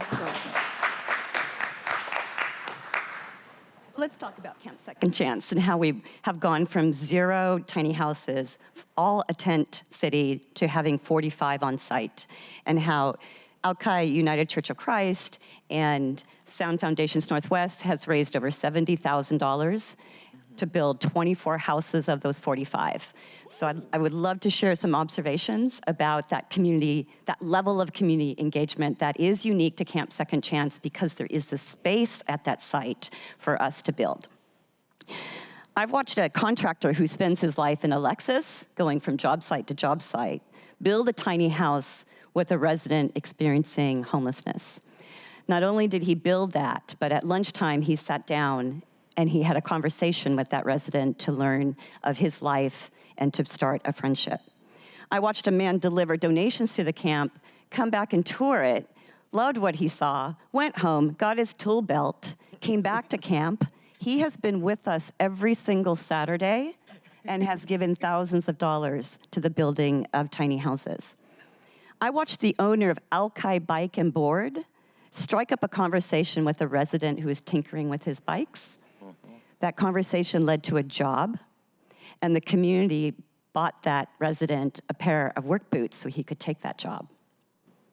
I've watched an owner of an East Side startup who regularly treks to White Center because he loves what we're doing, bring his HR manager, sit down with residents, work on their resumes with the goal of getting the residents jobs within 2 months. I've watched myself be transformed on the top of a ladder, painting soffits side by side with a resident who shared his life with me. He fled the killing fields of Cambodia on the back of his grandfather as a 2-year-old. I consider him my friend. We like to say that many are transformed on both sides of the chop saw, both volunteers and residents. We have been told that our showing up every week to build tiny houses has inspired the campers, lifting them up in very powerful ways. A community of volunteers from all walks of life, we experience the positive life of a clean and sober camp. And this means there is an expansive base of wide support for this model of sanctioned encampments. So Camp Second Chance is that holy trinity that we all seek, the union of city, local government, local nonprofit, and the faith community working together toward a common goal. I'm also a member of the Community Advisory Committee for Camp Second Chance, active in listening to local neighborhoods' concerns at monthly meetings, troubleshooting and advising on issues at the camp, advocating with the city and Lehigh for improvements, often doggedly, and supporting the progress of campers moving up and out to permanent housing. Thank you. Thank you very much. Great. So let's keep moving on. I know you're running out of time. I just want to show you the Inner Bay expansion. And this went from 23 tiny houses to now we have 46. Wow. And this is on Port of Seattle property. And you can see the kitchen, and you can see the beautiful, I would say, Japanese style interior of one of the newest tiny houses, and the volunteers. So again, every weekend there's been volunteers at Inner Bay. And the port extended the lease to the city so that we can continue having a village there. And again, here are pictures of volunteers. Again, the bottom right is Camp Second Chance, where they've set up a whole little factory, tiny house factory on site so that they can build tiny houses in the summer and the winter at all weather. And then on the upper left, you can even see one of our volunteers, Howard Schultz, providing food. Okay, and Licton Springs. I want to quickly show even the Licton Springs, which was open for 2 years. The city made a commitment that would stay open for 2 years. And this was a village that the navigation team, 100% of the people were referred from the street by the reach and the navigation team. And look at the outcomes. The outcomes are phenomenal. The village served 100 people, men and women, over 2 years. It shut down April 1st. April 2nd, we analyzed the data. 49% of the people were in permanent housing, 39 in transitional or shelters, and only 14% either returned to the streets or did not give information or were unaccounted for. So this is a very high rate of housing that even we had people who had severe mental illness, chronic homelessness, drug addiction. We were able to get so many people into permanent housing and transitional housing. And you can see the racial breakout. We served a large population of people of color. The average age was 47, and there were more women than men served in the village. And we plan to develop 115 units of affordable housing on that site. So we even had a very successful outcome on Licton Springs. Councilmember Herbal. Can you explain how people move from the tiny villages to permanent housing? Are they going through coordinated entry, or or is there another path for them? Because I think you mentioned earlier that many people are going directly into your housing. So can you explain a little bit how that's working? Yes, because we knew that the village had to close on early April, we put 4 case managers and supportive service staff that worked very, very intensely with people. And so we moved them into bridge housing, permanent housing, transitional housing, and we pleaded, Lisa, we pleaded with coordinated entry. An exception, basically. We asked coordinated entry if they would please take the 5 highest ranking people who had the most vulnerability and who were chronically homeless, like for 10 years or more, and coordinated entry ignored us. We did not get any help from coordinated entry at all. And as you know, coordinated entry is run by King County. We asked the manager, we asked the director, we asked the staff to please prioritize, because we did not want to have people, return to the streets. And we did not get any phone calls returned. We did not get emails returned. And then when we went to the meeting, we actually had our staff go to the meetings and advocate for the 5 people, and we were ignored. So that's one of the reasons we're concerned about the regional, the consolidation of King County and Seattle. And you're going to expand on that in the next item as well. I'm just saying that we had to move people into Lehigh housing, into other nonprofit-owned housing and private market rate housing. So just to be clear, you're going around coordinated entry, and is there a concept? We're not required to go through coordinated entry. To go. What happened is that we tried very hard to go through. But you're not coordinated required entry. to. That's the thing I'm trying to get a handle on. I thought everybody was required to. We are not required to, but we took the highest ranking people to try and get them through coordinated entry into housing, and we finally had to give up because they weren't helping us. And what are the conditions that allow it so that you don't have to go through coordinated entry? Because I was under the impression that everybody had to. No, because as I said, that for instance, we have affordable workforce housing, we have housing, homeless housing that's not supported by HUD. So we have so it's the lack of HUD a lot of housing that's not controlled, and we're not required to go through coordinated entry. So you're not required to, but you attempted to, and it didn't work. That's right. And you said that your staff also personally went to the meetings? Yes. What happened at those meetings? I mean, did they talk to you there, or like? They said that they have a new method, which is not going by the highest score. It's called dynamic prioritization.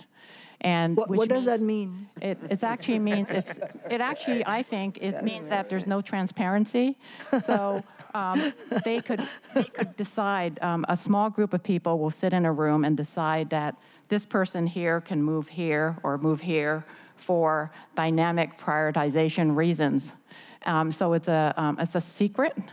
And we tried very hard, because if the mayor and city council says we're closing a village in 2 years, and we try to honor that, we got no help from coordinated entry. Right. Thank you, Sharon. I just, as I said before, I have to join the Eritrean community in their events today, and unfortunately, we were unable to manage that, and so I am having to leave in a couple of minutes. So I just wanted to say a few things. First of all, thank you all, who came here to testify, and also who are, thank you for waiting here, because I know it's Friday morning and it's precious time. And especially thank you to all our presenters. It was really, really important testimony. It's very important to share, especially in this environment where homeless community members are being demonized and vilified and basically being treated like criminals. It is very, very important to take the message back to the essential humanity of all our neighbors. And furthermore, to also show that there are concrete solutions, and tiny house villages are a big component of concrete solutions that have a proven track record of success. I hope that, as I said before, I hope that in the near future, very near future, we are able to concretely discuss how we can expand and extend the ability for tiny house villages to exist. And also, it also brings up the question of how do we fund these tiny house villages. So clearly the city of Seattle has moral and political responsibility given the extreme escalation of the crisis. And as you said, obviously affordable housing has to be a very, very important part of the discussion, but that has to go along with a temporary reprieve like tiny house villages. And I thought Aliana also made a very important point that self-management and giving confidence and agency and self-esteem to our people who are experiencing the devastating consequences of homelessness is extremely important. It shouldn't be questioned. Just from a humanity standpoint, I think we should not question anybody's right to their humanity. But furthermore, concretely, it plays a role in how quickly they're able to get back on their feet. But that also means that to the powers that be, to the political establishment, to the Downtown Seattle Association, you will become inconveniently vocal. But I wanted to say, as somebody who represents homeless community members and working people and not the Downtown Seattle Association or the Chamber of Commerce or Jeff Bezos, I applaud you for being inconveniently vocal, and I hope that you will continue to be inconveniently vocal. And in fact, it is not an accident that many people who are in this room, homeless community members who've been in the tiny house villages, or even transition, but are connected to people like Jaja because you feel a commitment, to people who are currently homeless because you were formerly homeless. It's no accident that you all were also an integral part of the Amazon tax movement. And that was all of us being inconveniently vocal, and it's our moral duty to continue to do that, because otherwise we are not going to solve this problem. We cannot put our faith in an establishment that has completely failed to address these problems, even though we know these solutions exist. We know housing can be funded. We know tiny house villages work. So let's put our faith in ourselves. In that sense, let's be a self-managed, not only self-managed tiny house village, but self-managed movement where we decide our own destiny. So I look forward to working with you all on that. And I'm really grateful that Councilmember Bagshaw, who's my co-chair in this select committee, has graciously agreed to continue chairing the rest of the meeting, which is 2 more items. And in fact, they're very important items. The second item is where the people who are working on the front lines will share their concerns and hopes as to when this regional governance, what it can actually provide. Great. Thank you so much. Yeah, thank you, Councilmember Sawant. Thank you, Shama.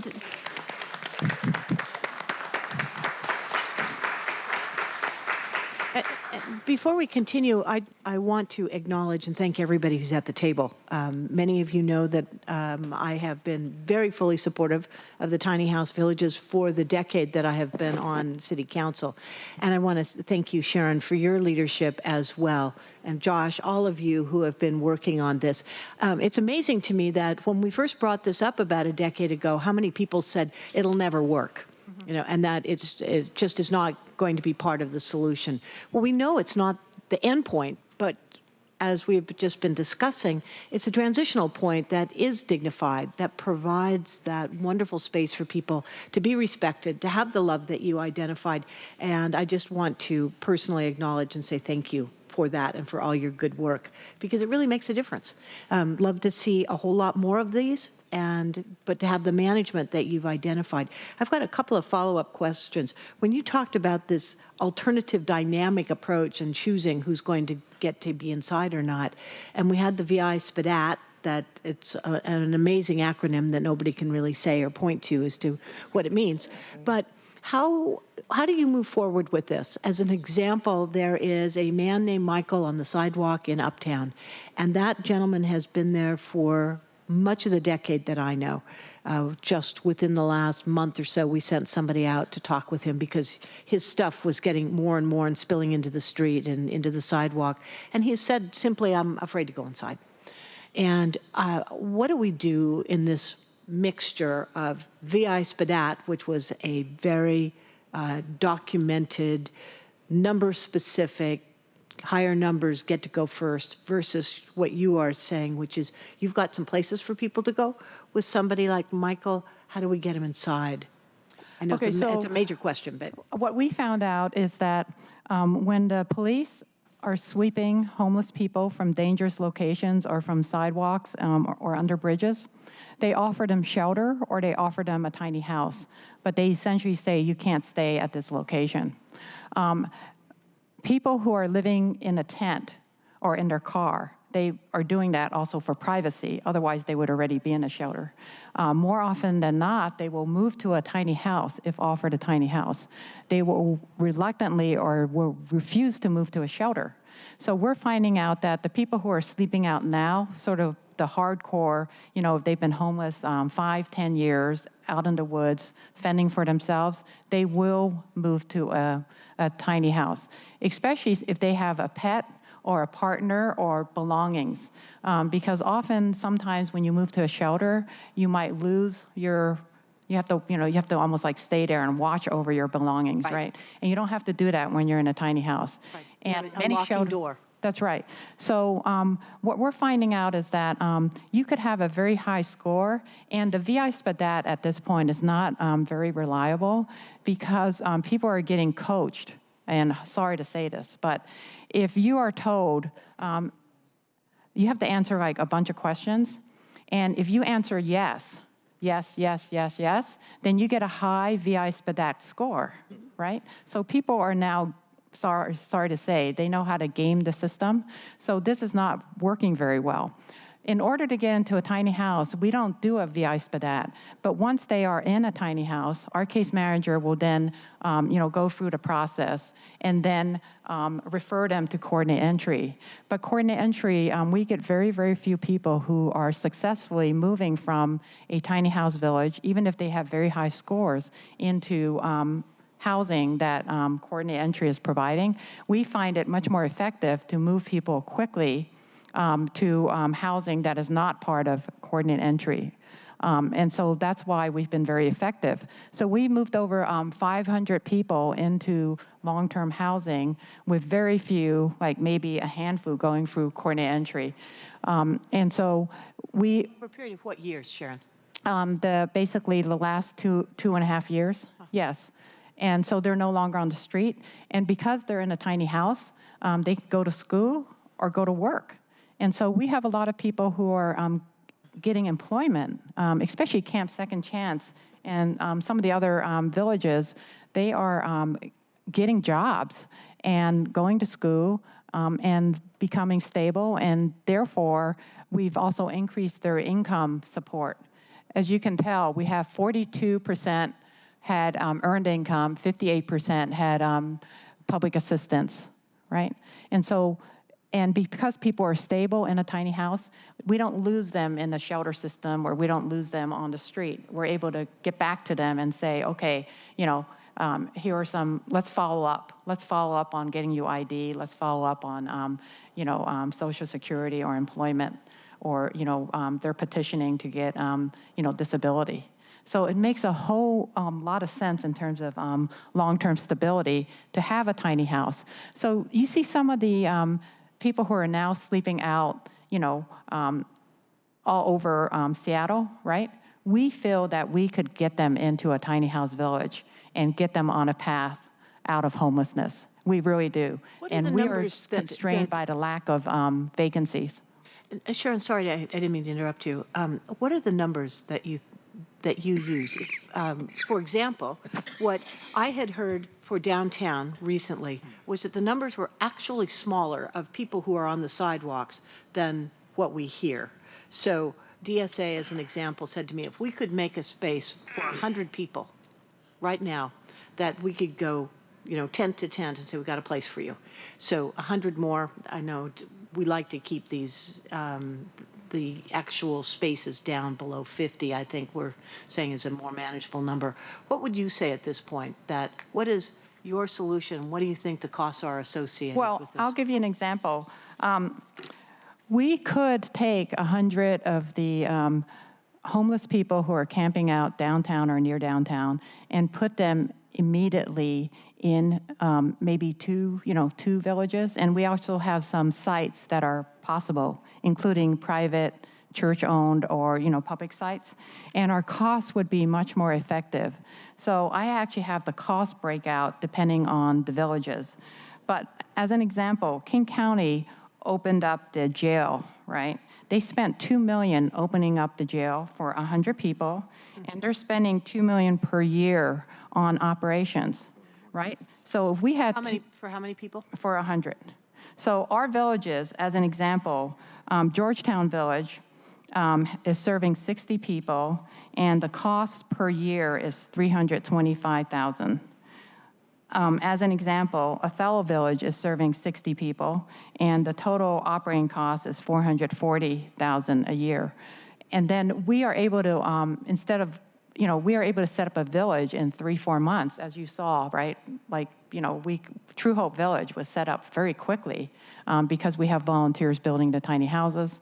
And then the longest cost was making sure that the plumbing, the water, sewer hookup was done, but the city facilitated that. So in a short period of time, we can set up a village, and we can get 100 people off the streets of downtown Seattle.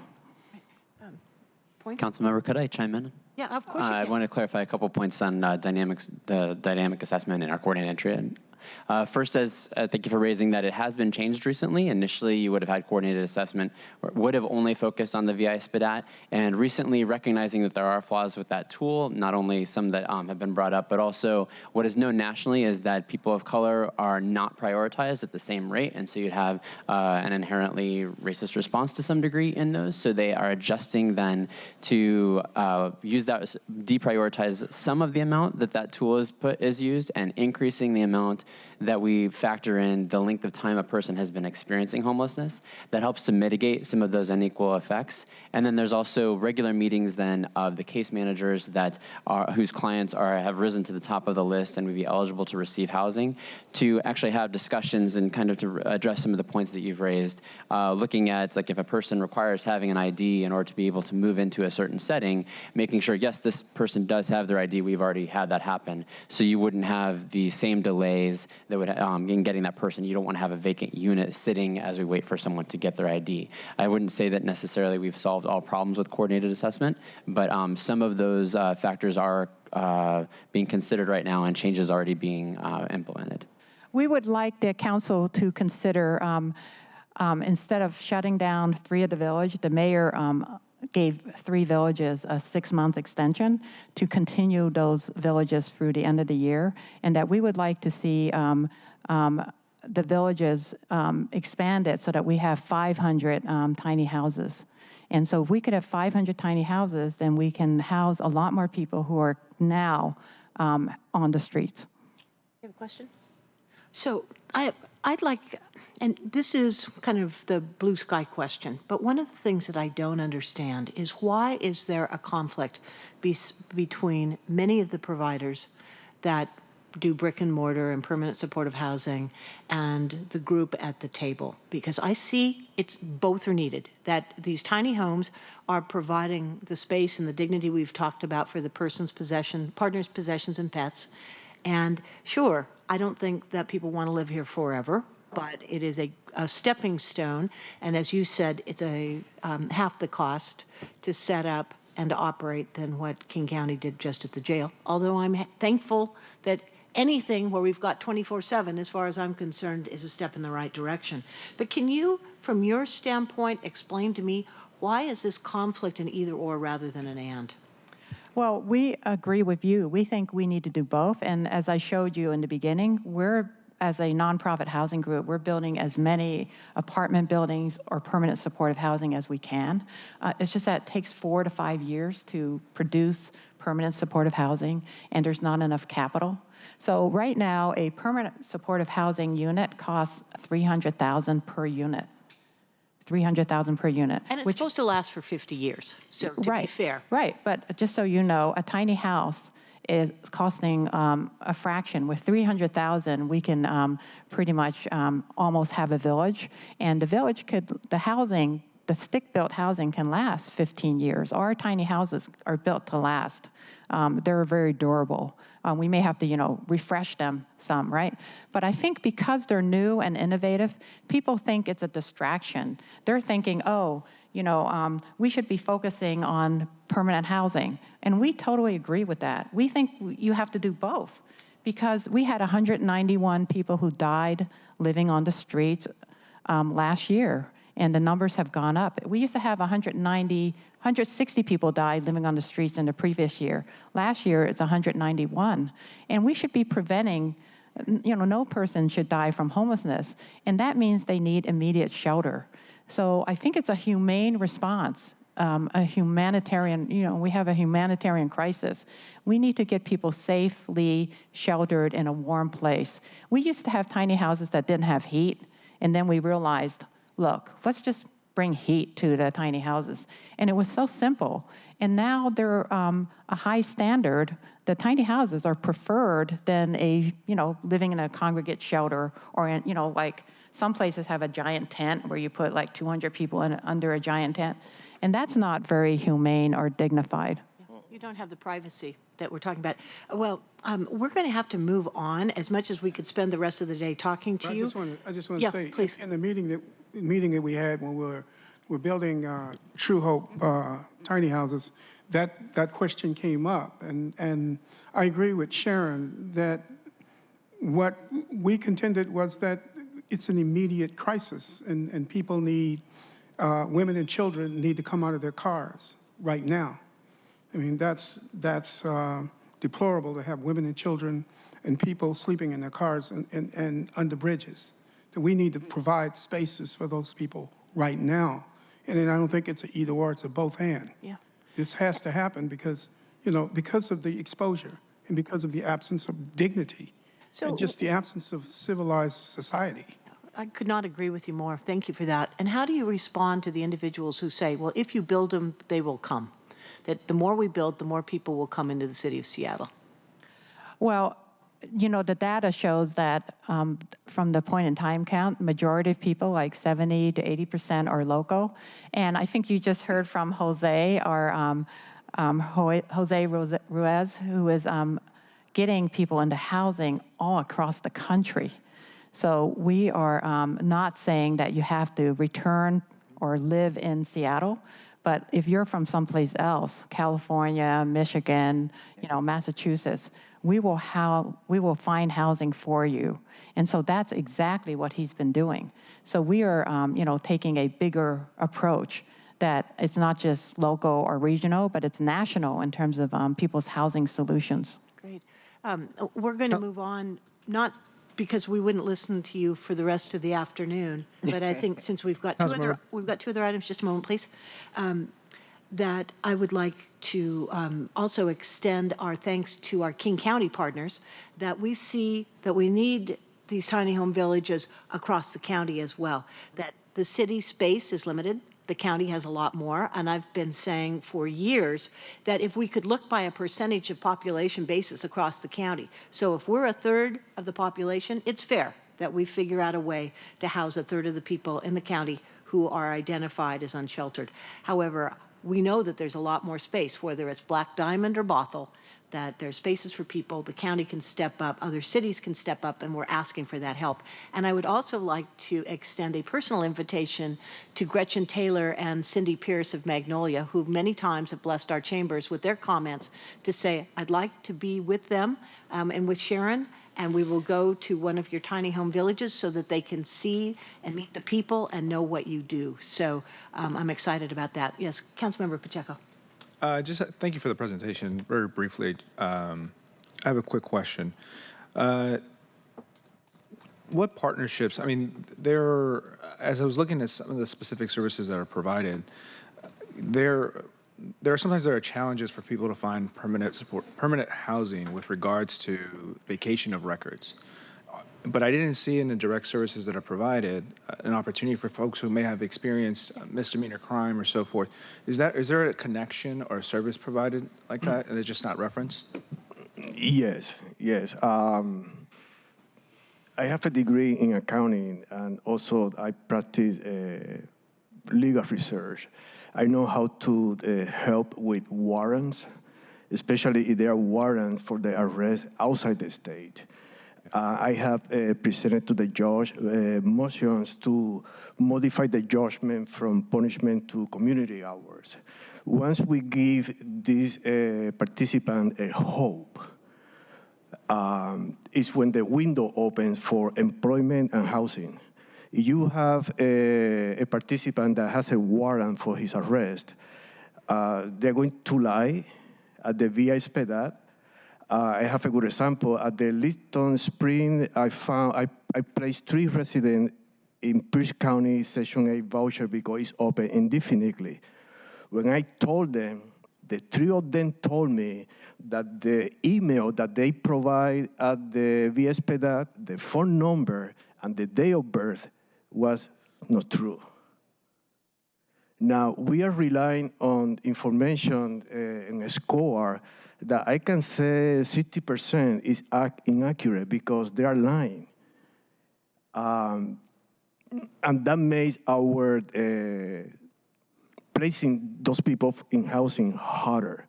The CAC, I went last week to the meeting, Lehigh wasn't there, and we have participants that the score is over 16 points.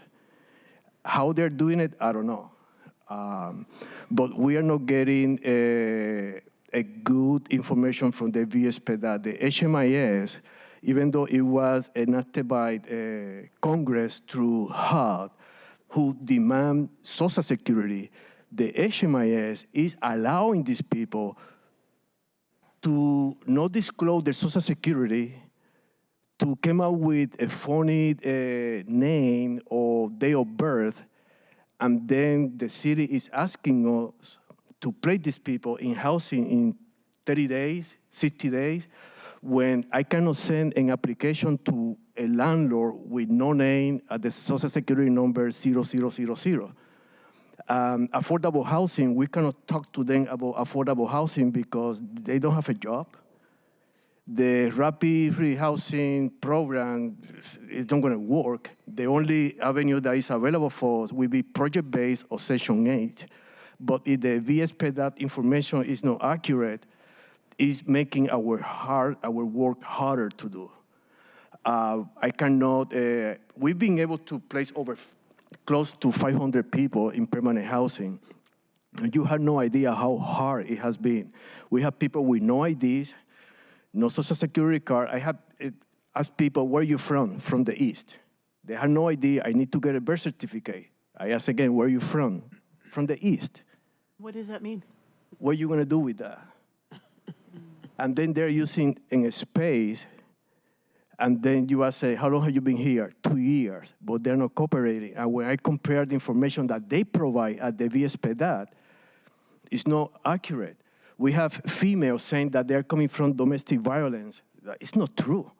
But they heard, if you said that you are using this, or you are this, they're going to place you first in housing. It's like we are swimming against the stream.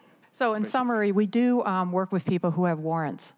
Absolutely. Yes. Yes. Okay. We have 14 in Linton Spring with warrants when I went there to her crossing the encampment. Well, thank you for that, because somebody has to. You know, we can't leave people with warrants out there without getting the support. It just continues that vicious cycle of jail back on the streets, jail back on the streets. So thank you for that. Please, thank you so much for coming. Know how appreciative we are for all your work. And we've got another 2 panels. The next one includes Melinda Giavengo, but I don't see her. Maybe she's outside. And Sharon, if you'll stay at the table, Daniel Malone. I don't see him either. So Melinda and Daniel, if you are here, please come up to the table. And if not, Sharon, you may be here by yourself, which might make it a very short presentation. Solve our problem. What's that? Solve our problem. One of them, yeah. Do it as quickly as you want if it's just Okay. here. All right. Great. So once again, I'm calling for Melinda and Daniel, Melinda Giavengo and Daniel. Sharon, do you have a presentation? Yes, that I you'd have a like very short Okay. presentation, if that's Okay. fine. Did you want anybody else? Okay. I think if there's anybody else from Youth Care or from Downtown Emergency Services, love No. to have you. Yeah. Okay. Hold think on she just had a to second. Ted, did you have you heard from Melinda or Dan? They're on Yes. your. What happened is Daniel is ill, Okay. and Melinda had an emergency, and Marty Hartman said she had to leave at 11:30. So Oh, I didn't see Marty here at all. yeah, I'm sorry. Marty Okay. Hartman was going to be here. All right. Yeah. So So I Daniel, can be do you very have short in anything- terms of anybody my else you'd like to add? presentation. Hold on, Sharon. Do you have anybody else that you'd like to add? The one person that we were adding who wasn't on the agenda was Marty Hartman, who had to leave at 11:30. Sharon mentioned we could postpone it. honestly postpone. I'm given that many of the presenters needed to leave. Fine. Sharon, then just if you'll kick off, we'll just go that way. Oh, okay. All right. And if you have anything else you'd like to add. Yes, thank you. Thanks so much for your willingness to listen about tiny houses, and everyone is able to come and visit. So absolutely. Thank Great, you. Thank you. And I just want to underscore again, I know how difficult this has been, but you have provided a real service to our community, and I'm grateful to you. Thank you so much. And I want to follow up to see if we can do something for the downtown core. Great. Okay. So anyway, in terms of the big picture, I think that regional consolidation needs to address and focus on the unsheltered homeless population. There's 5,288 unsheltered homeless people from the point in time count, and that's throughout King County. And we have to focus on successful housing placements, outcomes. I think that's important. And again, just to repeat, there's no reason why 191 people living on the streets died from just by homelessness. We have more people dying from homelessness than the homicide rate. So I think sometimes, and I've seen this with, sorry to say, government bureaucracy, that data sometimes gets in the way of common sense. There are some very common sense solutions around solving homelessness. And I think sometimes we think that data and process is more important than results. And I can give you some examples. We just opened up June Leonard Place in downtown Renton because we believe in making sure that there's housing in King County outside of Seattle. And we have 48 units. Majority of units are for homeless veterans and homeless families with children. There are very few in the system, there are very few units for homeless families with children. And all of our units were going through coordinated entry. Okay, so coordinated entry right now is managed by King County. My case managers and my staff said that they had the most awful time getting homeless families. You would think it would be easy to get homeless families into housing. They said they would never, ever do it again. This week, we leased up 100% of the building. We had to lease up because of our tax credit deadline. I asked them, of the 24 units set aside for homeless families, did you have a smooth process getting the referrals through coordinated entry so that we could house the families? They told me that 18 to 20 of the families were problematic in terms of it was not smooth sailing, moving them from, a referral from coordinate entry and moving them into our housing. And I said, why? Why did that happen? And they said, it's because you have people on the coordinate entry waiting list, and they refer to us, and they're not housing ready. So they're referring people who don't have ID, who don't have birth certificates, who don't have social security numbers. And that means if we're madly trying to lease up a building, we have to say, well, how can someone be in a shelter or someone be in a enhanced shelter for like a year? A homeless family has been someplace with us, for a year, and they're not housing ready. So then my staff has to then spend days and days and days trying to find a family, trying to get their ID, trying to put together the stuff, and then the family may not show up. Or the family may owe the housing authority money, which means that if they don't agree to make a payment plan, then they can't move in, right? So there are people where coordinate entry refers someone, and I've got that unit sitting there more than 30 days vacant. Wow. Can you imagine the frustration of having vacant units when there are homeless families on the street? So my concern is that there are problems like this with the bureaucracy, with coordinate entry, that should be fixed and can be fixed, but oftentimes they're not fixed in the interest of the provider or the client, right? And can I, just in the sake of moving us forward, I think, Sharon, that you are talking to Councilmember Herbold and me, who have spent a lot of time in this. We understand some of the problems. What I'm interested in from you is, what would you see the solutions being? Okay, so I'm concerned with a governance structure that even creates another bureaucracy that is not accountable, where we can't get quick solutions like this. We should be able to get a quick solution to problems like this. But why is this continuing? We've worked with coordinate entry for years and years, and this continues to be a problem of having vacancies. We have low-income affordable housing, permanent supportive housing, and we have vacancies because homeless people are not in the units because of the throughput not happening.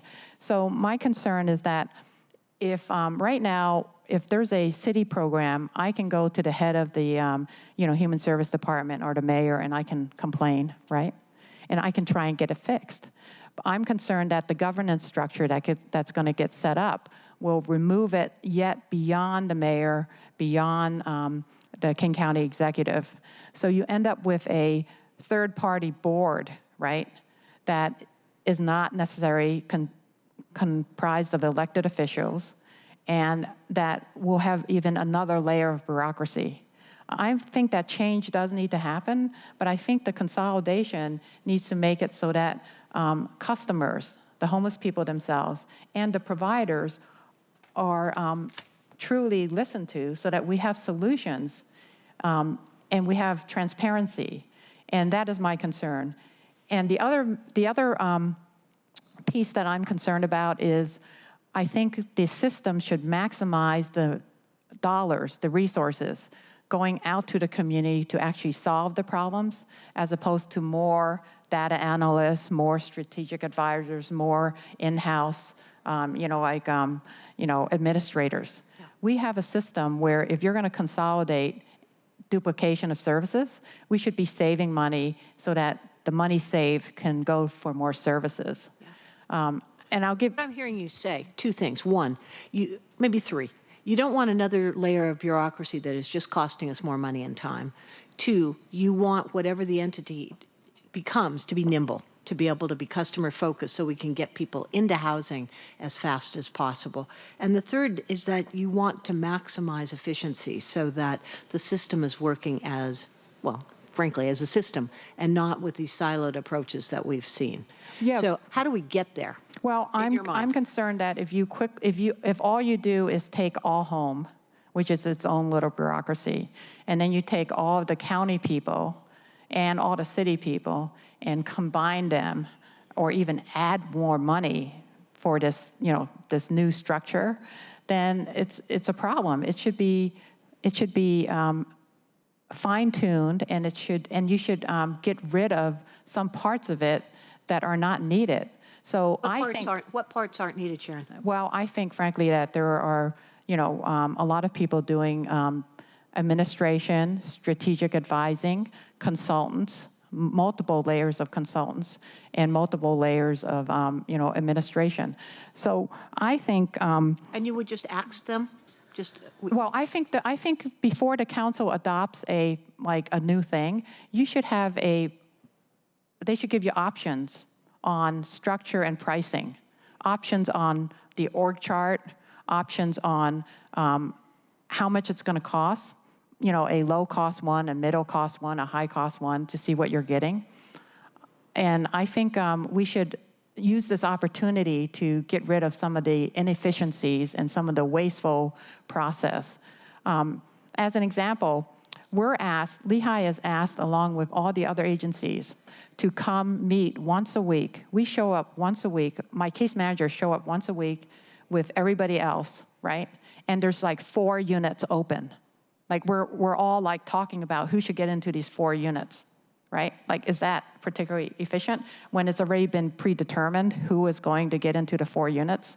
I mean, I'm just saying that there's process improvement that could be made that would really help. And coordinate entry should not be the be-all and end-all, because very few units are available for coordinate entry for families or young adults or single adults. So I would like to ask, have you been involved, or has anybody reached out to you at this point about the conversations that are ongoing around a potential regional governance restructure? Well, we've been invited to a few meetings, and it's very general. And what happens is that I think providers are not given adequate weight in terms of the design of it. If you look at the charts that they've put out, they've not named the providers. There's only two providers and 20 other people. It's not focused on the people who know the real work. So we're also concerned that if you include all these suburban cities, let's say you include all the suburban cities, some of the suburban cities have been reluctant and opposed to homeless housing and shelters. And why would you put them on? Yeah. And then there's also private foundations. Private foundations are not elected individuals. We have no way of, impacting them. I'm just concerned that once you remove accountability away from the city, away from the county, we have less of an impact because they're just, further afield and they're not accountable to us. So, Jeff, at this point, since it's 11:48, I'm wondering if we could hear from you, give us an update. Sharon, would you stay? Because what I would like to do is have Jeff and whomever else wants to participate in this to give us an update on where we are, because everything Sharon has said, I have heard from Tess Colby herself, who is coming and joining us now, that we want to have this coordinated system approach that is accountable, that is nimble and effective, and nobody wants us to be another layer of bureaucracy. And I've been involved in these meetings. Oh, good. We have Mark. Come on up. Why don't you come to the table? Oh, please. So Mark Dones is here, and he is one of these I know that we have heard about duplicate consultants, but I would say that he is a refreshing breath of fresh air that's come in and looked at our system. So if I could turn this over, Jeff, Tess, and Mark, to hear from you, and then thank you both for waiting for this morning. And then we'll hear from you where we're going. And then I'd love to have Sharon's input and response as well. For the record, Jeff Sims, I'm on central staff. I'm actually going to defer time to Tess. She was actually prepared to kind of give that update that you asked for, and I'm happy to chime in if you have any additional questions, if that's okay. It's good, very good by me. Why do I not? Oh, there it is. Hi. Hi, Tess Colby, Mayor's Office. Tess, you're going to need to slide this closer to you. Yep. Oh, better? There you go. Okay, it always feels like I'm about to eat it. Yeah, I'm happy to give an update on regional governance. I had quite a few pieces of information that I want to do. I want to be respectful of everybody's time, and so I'm just going to kind of whip through. Actually, I would say this timing is now up to you. We have so blown the time for this committee meeting that I am willing to stay here as long as you're willing to bring us information. Well, some of this, Councilmember Bagshaw, you're going to know because as a member of the client group, you've been in this process the whole time. So I will say that obviously the client group has been formed, and I feel as though we've been working hard to meet the intent of creating the client group, which really is to make sure that there's collaborative working relationship and timely reporting of information as the joint government recommendation is being considered and eventually implemented. And I want to just say thank you for the client group members who are, of course, Councilmember Bagshaw, Mosqueda, and O'Brien for commitment.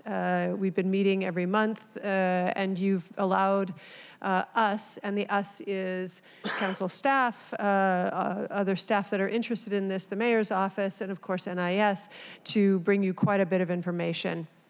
I heard Sharon talk about making sure that the work that we are doing is customer-centered. I'm really relieved to hear that. We couldn't agree more. That was one of the key and fundamental recommendations that we received from Future Labs, which is now the National Innovation Services, NIS. And Mark and their team has really worked very hard and in a concerted manner to make sure that this process, this discernment process around regional governance has in fact placed customers at the center. There has been a great deal of work at putting together work groups and a steering committee. And that really has been all about making sure that it facilitates customers and persons representing marginalized communities to be at the center of that, be not tokenized by just being spoken to, but making sure that their voice is center in that work. So one of the things that NIS has done is engage folks in workshops, and Councilmember Bagshaw, you may remember that NIS did a workshop with the client group around governance and the composition and purpose of governance. Those kinds of workshops are being carried out, and again, not just in the core working groups and the steering committees, but NIS is going to where people are and making sure that this isn't about asking folks and customers to come to a meeting that is disconnected from the work that they're doing, but really moving to their space. So Village of Hope, for example, the Lived Experience Coalition, the Undoing Institutional Racism Coalition, those are just 3 examples of the deep connection that NIS is making with our customers. And again, folks who are representing historically marginalized communities. Mark shared with me this morning that the workshops so far have been, there's been participation of about 160 people so far. And again, from the perspective of making sure that the provider voice is heard, the kinds of providers that have been contributing and participating in this work include the YMCA, Nexus, Friends of Youth, Mockingbird, Youth Care, New Horizons. One of the things that we did to make sure that the working groups were representative across stakeholders was invite providers, because part of this is not trying to determine how our stakeholders, how providers, how folks with lived experience, not predetermining how they want to participate, but opening this up and making sure that there's agency and respected agency for people to decide how they engage in this work. So one of the things that we all did was ask providers how they wanted to include themselves, how they wanted to engage, and how they wanted their voices heard. So there was a survey that went out, or a poll, I guess, not a poll, survey, a request. I don't know what the right word is, but a request that went out to all the providers and said, you tell us. You tell us where you would like to be and what type of work and what groups you would want to to participate in. And I will say that, frankly, unfortunately, the response was relatively limited. There was engagement of those folks that said they were interested, and that has resulted in providers actually participating. The feedback from customers and providers, and Mark can talk a little bit more about this, their feedback has really caused NIS to sort of rethink how they're engaging folks through work groups, where originally it was thought that people would contribute to a product, if you will, at the end of these groups. And now it's more cultivation of voice and more of an old school style, like sort of community engagement and almost sort of like community organizing. So do you feel that, I know one thing that came out of the group and discussions that I've had with you is that you did not want to choose the providers that were going to be at the table, but rather to allow the providers to self-select and be engaged. So I heard earlier from Sharon, it sounded like, Sharon, you were saying that the providers hadn't been involved. That's not been my experience, and it's not what I'm hearing from Tess and Mark. Well, excuse me. I mean, I went to many of these meetings where Jason Johnson and Leo Floor held, and it was very general, and there was no detail, and there was no specifics, and they passed out something saying, would you like to be part of this committee or that committee? And that was it. And it was. Well, I think there's a whole lot more coming. So, Tess, do you want to step up there? Yeah, and Sharon, you're absolutely right that there is a series of monthly meetings that the county and the city co-facilitate, and they've been going on for quite a while, as I understand. I think they predate me, which lots of things predate me. Pardon? They predate Jason. They predate Jason. Thank you for saying that. And these are the monthly provider meetings. And this is common in a lot of communities. My old community, we did this as well, where it's an opportunity for providers and their funders to come together and have dialogue and walk through particular subjects. There were a couple provider meetings that were specifically designed to update folks and engage the providers that were there in discussions about regional governance, and there was a sort of solicitation at that meeting, but there was also a solicitation that went out by email, and it went out broadly to all of the contacts that NIS has, that HSD has, that DCHS has. So no outreach is perfect, and I think that what NIS, HSD, DCHS have attempted to do is reach people in different ways so that they have an opportunity really to self-select. I will say that, that a big piece of feedback that we've gotten from providers has been to the tune of, your work groups are interesting, and some of it we care about. What they really care about is the regional action plan.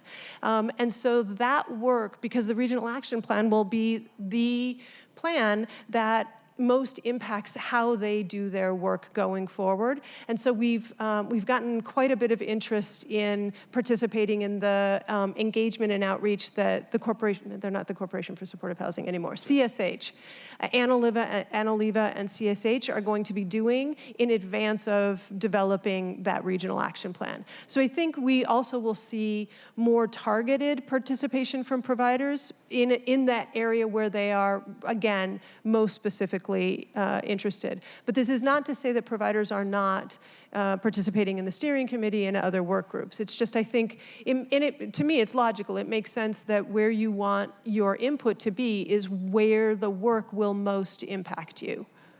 So I think you can add whatever you want. Yeah, Mark, did you have something? Yeah. So and then also, I'd like you to address what Sharon was saying. Is like the early meetings were general. Yeah. And yes, they were. I was there.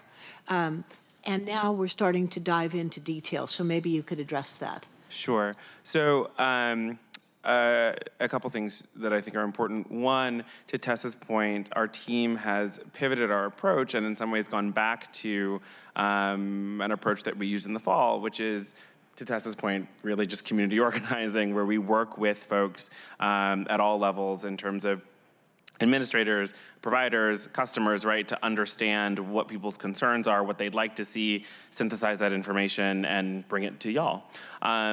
that shift in tactic was in large part, in response to, as Tess mentioned, and I just want to make sure that this is quite clear, in response to feedback that we got from providers and customers about the structure that had been stood up, right? So we heard repeatedly from providers and customers across the region, right? Like, hey, this isn't working for us. It is not a way that we can participate. We are not able to show up in these meetings in the way that, perhaps agency staff are, et cetera. And so in hearing that feedback, we did an iteration, right? And at the last meeting earlier this month that Jason and Leo held, a number of folks were there. I don't believe you were, but we had a conversation where I was there to say, hey, we've heard some feedback. We are shifting this approach.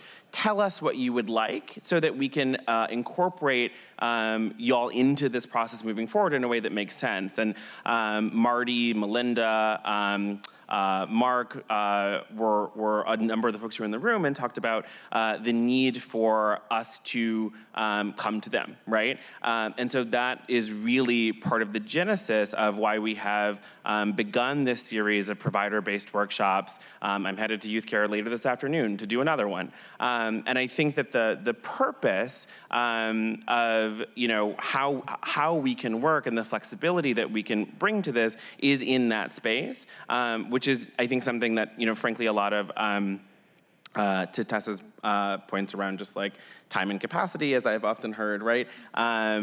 It allows for us to connect with people, hear input, synthesize it, and make sure that it is getting to decision makers in the right formats without, frankly, overburdening staff or creating dynamics where people are not able to execute on the life-saving work they're already doing. And I will say that from the mayor's office perspective, and I think also from the client group's perspective, these workshops are yielding data, if you will, much of it qualitative, around what the community wants to see in governance, in the regional authority, in how it's structured, in how it does, and how it makes decisions, in what the outcomes of that will be.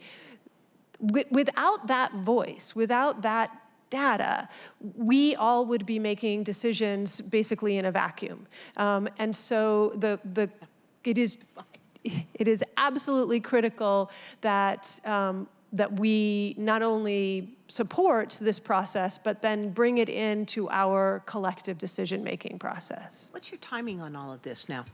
What's your timing? For the whole regional authority? Right. Yes. I mean, with the best, the best intentions, the best work we're doing, where do you think we're going to be? Yeah, so that's a really good point. Let me just, I will answer that as if you will allow me to sort of walk through all the work that has to be done, and then you will appreciate just how breakneck fast this is going. So at the client group, we've begun to talk about what that authority will look like. We've had plenty of conversations about different kinds of legal structures. I feel like we've all landed on the Public Development Authority.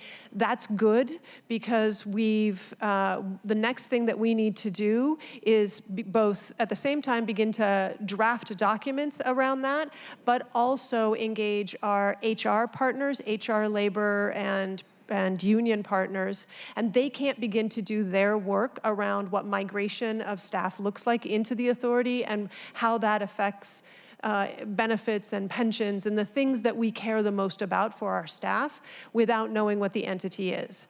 Likewise, we are in the process of starting the conversation with CBO to talk about not the budget process through the council, but to specifically talk about, once the budget is passed, what it looks like to contract with this new authority and what the migration of funds looks like. As you can imagine, migration of funds and migration of staff are intertwined. And so that's going to be a complex conversation to have.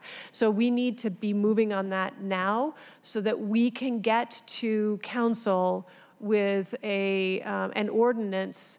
The goal is to get to council with an ordinance in August, and we are going to work as hard as we can to get there.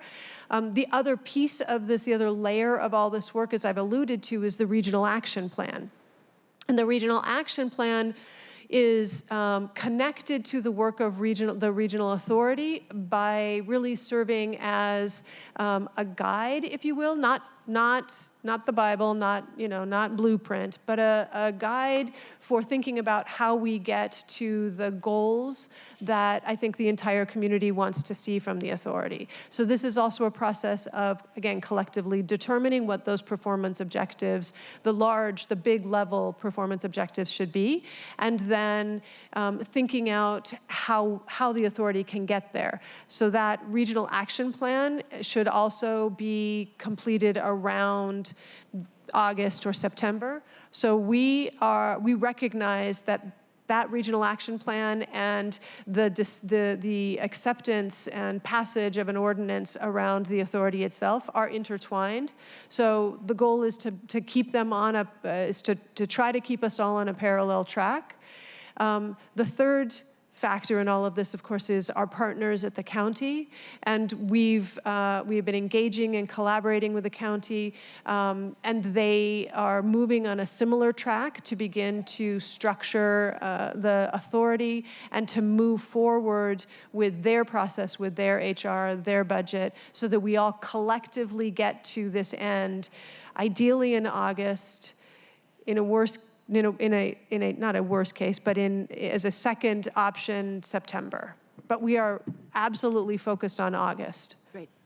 Jeff, did you have something you wanted to Sure, and this is, because you're very engaged in this already, this is redundant for what you've already been told, but perhaps for public awareness at this point. The stage we're at is, as we move towards that August ordinance, we would ideally be updating the Select Committee on Homelessness on various steps of that process. Today in particular, we wanted to delve a little bit more into the actual legal mechanism that would be used. As we've engaged with various law departments, we were looking at either using a public development authority or using joint powers or interlocal agreements to make a nonprofit. Generally, or at a very high level, there's not a substantial difference in either of those routes. And so to address what many of the decisions that are next that the committee will be presented on at its next meetings, the executive is going to be moving forward with the assumption of a public development authority being the mechanism that we would use. That's been kind of an assumption of some parties all along. We haven't found a substantial reason not to go with that at this stage, though none of this is officially final until the council passes an ordinance either in August or September. Great. Correct. And I will say, I agree, Jeff, that really there is scant difference between the entities that can be created under the Interlocal Cooperation Act or the RCW that talks about PDAs. I will say that one of the, I think, important differences that exist is that a PDA actually can issue debt. And one of the things that I think has concerned everybody throughout this whole process is we can build a regional authority, but if we do not have the resources to act on that regional authority, it will make it much more difficult for them to hit their goals. I'm not trying to project that the regional authority would issue debt for its own capital uses, but a PDA, much like a municipal corporation, can issue debt on behalf of other projects. So it's a flexibility. I'm not saying that certainly out the chute, the PDA wouldn't necessarily, the authority wouldn't necessarily use that option, but it is an important flexibility that a PDA has, and it is, I think, part of the consideration. So I really appreciate what all of you were just saying, and I want to acknowledge a couple of things. First is, us policy wonks really care about what that format looks like and what the foundation will be. What the public wants is, frankly, a little bit more about what Sharon was saying, which is, are we seeing more people getting off the streets and into homes of some kind, whatever they are, whether they're tiny homes or whether they're modulars or whether they're permanent supportive housing? And second, they want to see for ourselves that the city feels cleaner, that people are healthier, that the streets feel safer. And last, that nimbleness that she mentioned, that we want to be able to find, and I'm using my friend Michael, who's on the sidewalk in Uptown and has been there for years, using him as an example. He has said, I don't want to go in. Then somebody connected with him a few weeks ago and he said, okay, I will. And then he didn't. So he's back out on the street with all his stuff and his tarps and his shopping bags right on First Avenue. And, you know, that's not okay with anybody, except maybe Michael, who doesn't want to go inside. So we're trying hard to find out what does he need. And that's what I'm hoping this regional approach will allow us, is that we don't have to call the county. Or in the case of Michael, just using this as an example, I couldn't reach anybody in the NAV team because it was like 5 o'clock in the afternoon, but I got a hold of Union Gospel Mission. They had people out there in 20 minutes that were talking with him. So I want to acknowledge that the providers need to be part of this, and they will be part of it. But as we set up the governing structure, and again, I want to say that's important for the 4 of you at the table and me and the others who were the wonks that care about what the structure is, but what the public wants is a real difference in what they see. Yeah, and I think that that's a perfect example and a poignant example of why, in fact, we do need regional governance. One of the things that has been identified by the auditor and by other consultants is that there's a disconnect in the way the city, the county, other suburban cities are responding. There's even disconnects within the county and the city in terms of how programs are connecting with each other and collaborating. And so the goal of regional governance and the reason that we received recommendations, not just from Future Labs, but from the auditor, from Focus Strategies, from Barb Poppy, and consistently across the board, that we need to combine and coordinate and better collaborate through some sort of single entity. The reason is exactly what you described.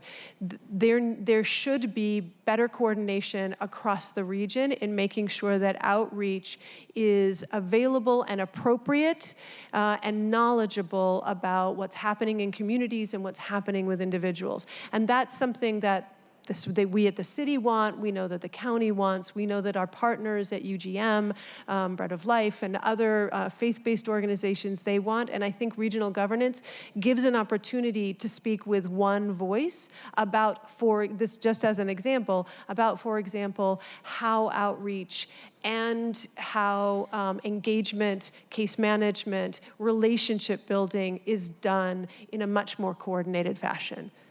Good. Thank you for that.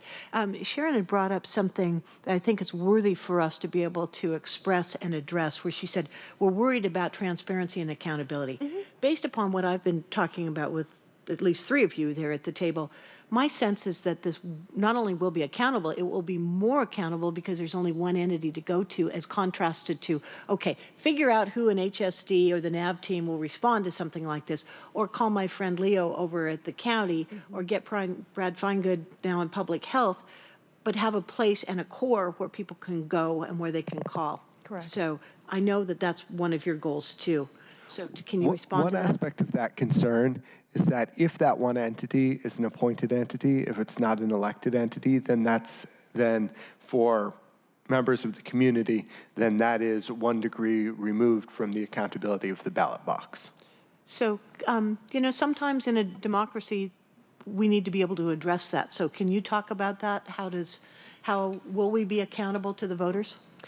Yes, this is a conversation that I think we've all had. We're certainly having at the city, the county is absolutely having. The accountability will come from the relationship and, frankly, the funding relationship that the city and the county have with this entity. My background is in finance and real estate development, and I will tell you there was no greater accountability in the work that I did than knowing that somebody held the purse strings over what I was about to do, and they had requirements, and I needed to meet those requirements. It will be no different with this authority. The authority will be subject to specific performance outcomes through a contract that the city will have and the county will have with the entity itself, and that will give us the right and the obligation to say, we're investing in you and we expect this kind of a return on our investment. And if you do not produce and you don't give us this kind of return, and if that goes on for whatever period of time the city as a whole deems acceptable to give opportunity to correct, then we will be able to pull our dollars back and reestablish HSI in the Human Services Department and go back to the way we were doing it. It's a way of proving the concept. And this really is about proof of concept. I would say that this authority will understand its position, particularly in the specifically and particularly in the first few years, but throughout its existence, that it is over and over, year after year, proving its value, proving its ability to deliver, proving its effectiveness by making sure that it is driven by the funding requirements and driven by its requirement to make sure that customers are included in and at the center of the work that they are producing. And I think that combination of work really will guarantee transparency, because certainly our provider community is not shy. Our customer community, if you will, those organizations that are composed of and represent, again, folks that have historically been marginalized from this process, they're not shrinking flowers. So we will have any number of partners who will be helping us to hold this authority accountable in a way that I think greatly expands its ability to impact homelessness and to be more accountable to the public as a whole. So one thing that impressed me at a meeting about 2 weeks ago is that we had conference calls with leadership in Los Angeles and Portland, asking them about their similar projects that they have. Can you talk a little bit about how accountability worked in those two cities? I mean, either you, Tess, or Mark, however you want to. Yeah, I'm going to actually hand this over to Mark, because Mark has had more direct experience working with Portland and with LA. Yeah. So both models use a governing board over a joint entity. In the case of Portland, it's a 9-organization board that I believe is actually 12 members that represent 3 jurisdictions, 2 cities and a county. Electeds are directly on that board, in addition to other key constituencies. In LA, it's a 10-member commission. 5 members are appointed from the county. They have a supervisor system, so any county supervisor can put forward someone who they believe should be on the commission. That person then needs to be approved by the entire board of supervisors.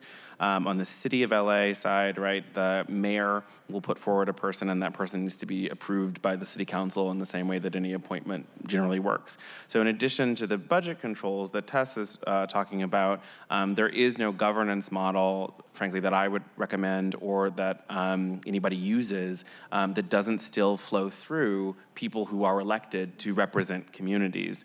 That's just how we do stuff. The other thing, though, that I think is important, particularly about the LA model, is that there is a ability to put people on the commission who have very specific expertise. And so in relationship, frankly, to what Tess was just saying, there's a woman on the LA Commission named Jacqueline Wagner who is a VP at Enterprise Housing. So if there's a housing conversation, pardon? What was the acronym you just used? VP, Vice President. Oh, sorry, I heard DP and I'm Oh, no, sorry. Vice President at Enterprise Housing. So anytime there's a housing conversation, as you allude, those of us who are wonkish, right, I think sometimes can be frustrated in housing conversations because they're not fact-based. People just say, like, we need more housing, we should put more money in housing. And, like, yes, but housing is an incredibly complex system. The rates of development are quite slow. You have zoning issues, you have finance issues, you have, like, debt issues. Like, it's not just do more housing, right? Jacqueline being on that commission means that when there's a housing conversation, there's someone in the room, right, who can say, like, this is what you're saying, this is what I'm hearing, and here are the actual things we can do in order to address the concern you're raising. It also means that theoretically, right, like, she might be able to do something about it. And so the connectivity to other systems is actually enhanced by thinking carefully through what are the skills and what are the representations conversations that you want to have on that governing body. And the last thing that I would say is that when we talk about accountability, that often is a diffuse term that I believe is frankly far too general. Accountability is to whom, to which community are we accountable? And in this instance, what I would put forward and what our design puts forward is that this is a system that needs to be accountable to people experiencing homelessness. That's the accountability that needs to be created. When we talk about what people experiencing homelessness currently are able to access with regard to accountability, it is frankly insufficient and inadequate, right? People can swarm council chambers, they can try to form individual relationships, but there is no mechanism by which they can hold who is supposed to be responsible for providing them with life-saving service, right? Accountable if that is not working. In our design, we put forward a number of things, a theory of change that centered customer voice, but then structurally, we also put forward an ombuds office, right, that would have the sole responsibility of hearing from and routinely going out and listening to people who are experiencing homelessness and using that to set standards, to evaluate, right, how things are going. And I'm frankly relieved also to report a little bit early that in all of the governance workshops that we've done thus far, one of the things that has arisen as near uniform is the insistence that that board needs to have people who have experienced homelessness on it. In some workshops, people have said, like, we want 50% lived experience, right? And there have also been assertions that I think make good sense to have the ombuds person on the board, right? So that they are not experiencing a power dynamic in terms of trying to assert, right? Like, this is what I'm hearing and we need to respond to it. So there is real community work happening that will, I hope, right, end in a design, a final design that centers the people who we really say we're here for and puts them in charge of their own destiny in a meaningful way and not merely in rhetoric. Thank you. Thank you. Somebody needs to just record what you just said, type it up, and put it up to say, this is what we're working on. Because I keep hearing these spats between people saying, oh, we're so worried about accountability. We're so worried that electeds aren't going to be on it. Frankly, I think having the experts on a board like this that are reporting to the council, that we establish a budget and the policies and say, this is what we're looking for. That nimbleness that we're talking about, accountable to the people who need the help, but also accountable to the taxpayers, showing that we're having better effects. That what's making people crazy is that we're putting more and more money into a system and people are still seeing folks outside that aren't getting the help they need. So that dual connection, it's what I know you're all working on, and I think this will be great to make sure that as we're moving forward, that these multiple goals are loud and clear and front and center. Great. Absolutely. Thank you. I know we've got a few minutes left. Ted's told me that we've got to get out of here at 12:30 because there's a transportation committee. But do you have something you would like, any final remarks in the next few minutes? Actually, no. Timing's good. There's a lot more work. Thank you for being here. Thank you. I know we were delayed an hour because of the importance of the previous agenda items. Ted, thank you for making that happen. I know that we went long just because there's always so much to talk about at these committees. Jeff, do you have any final words? No. Okay. Well, thank you all for coming. I know I'll be seeing you in the next week or so. And thanks to everybody who came to participate in this today. The meeting's adjourned. Thank you very much. Thank you, Council Member.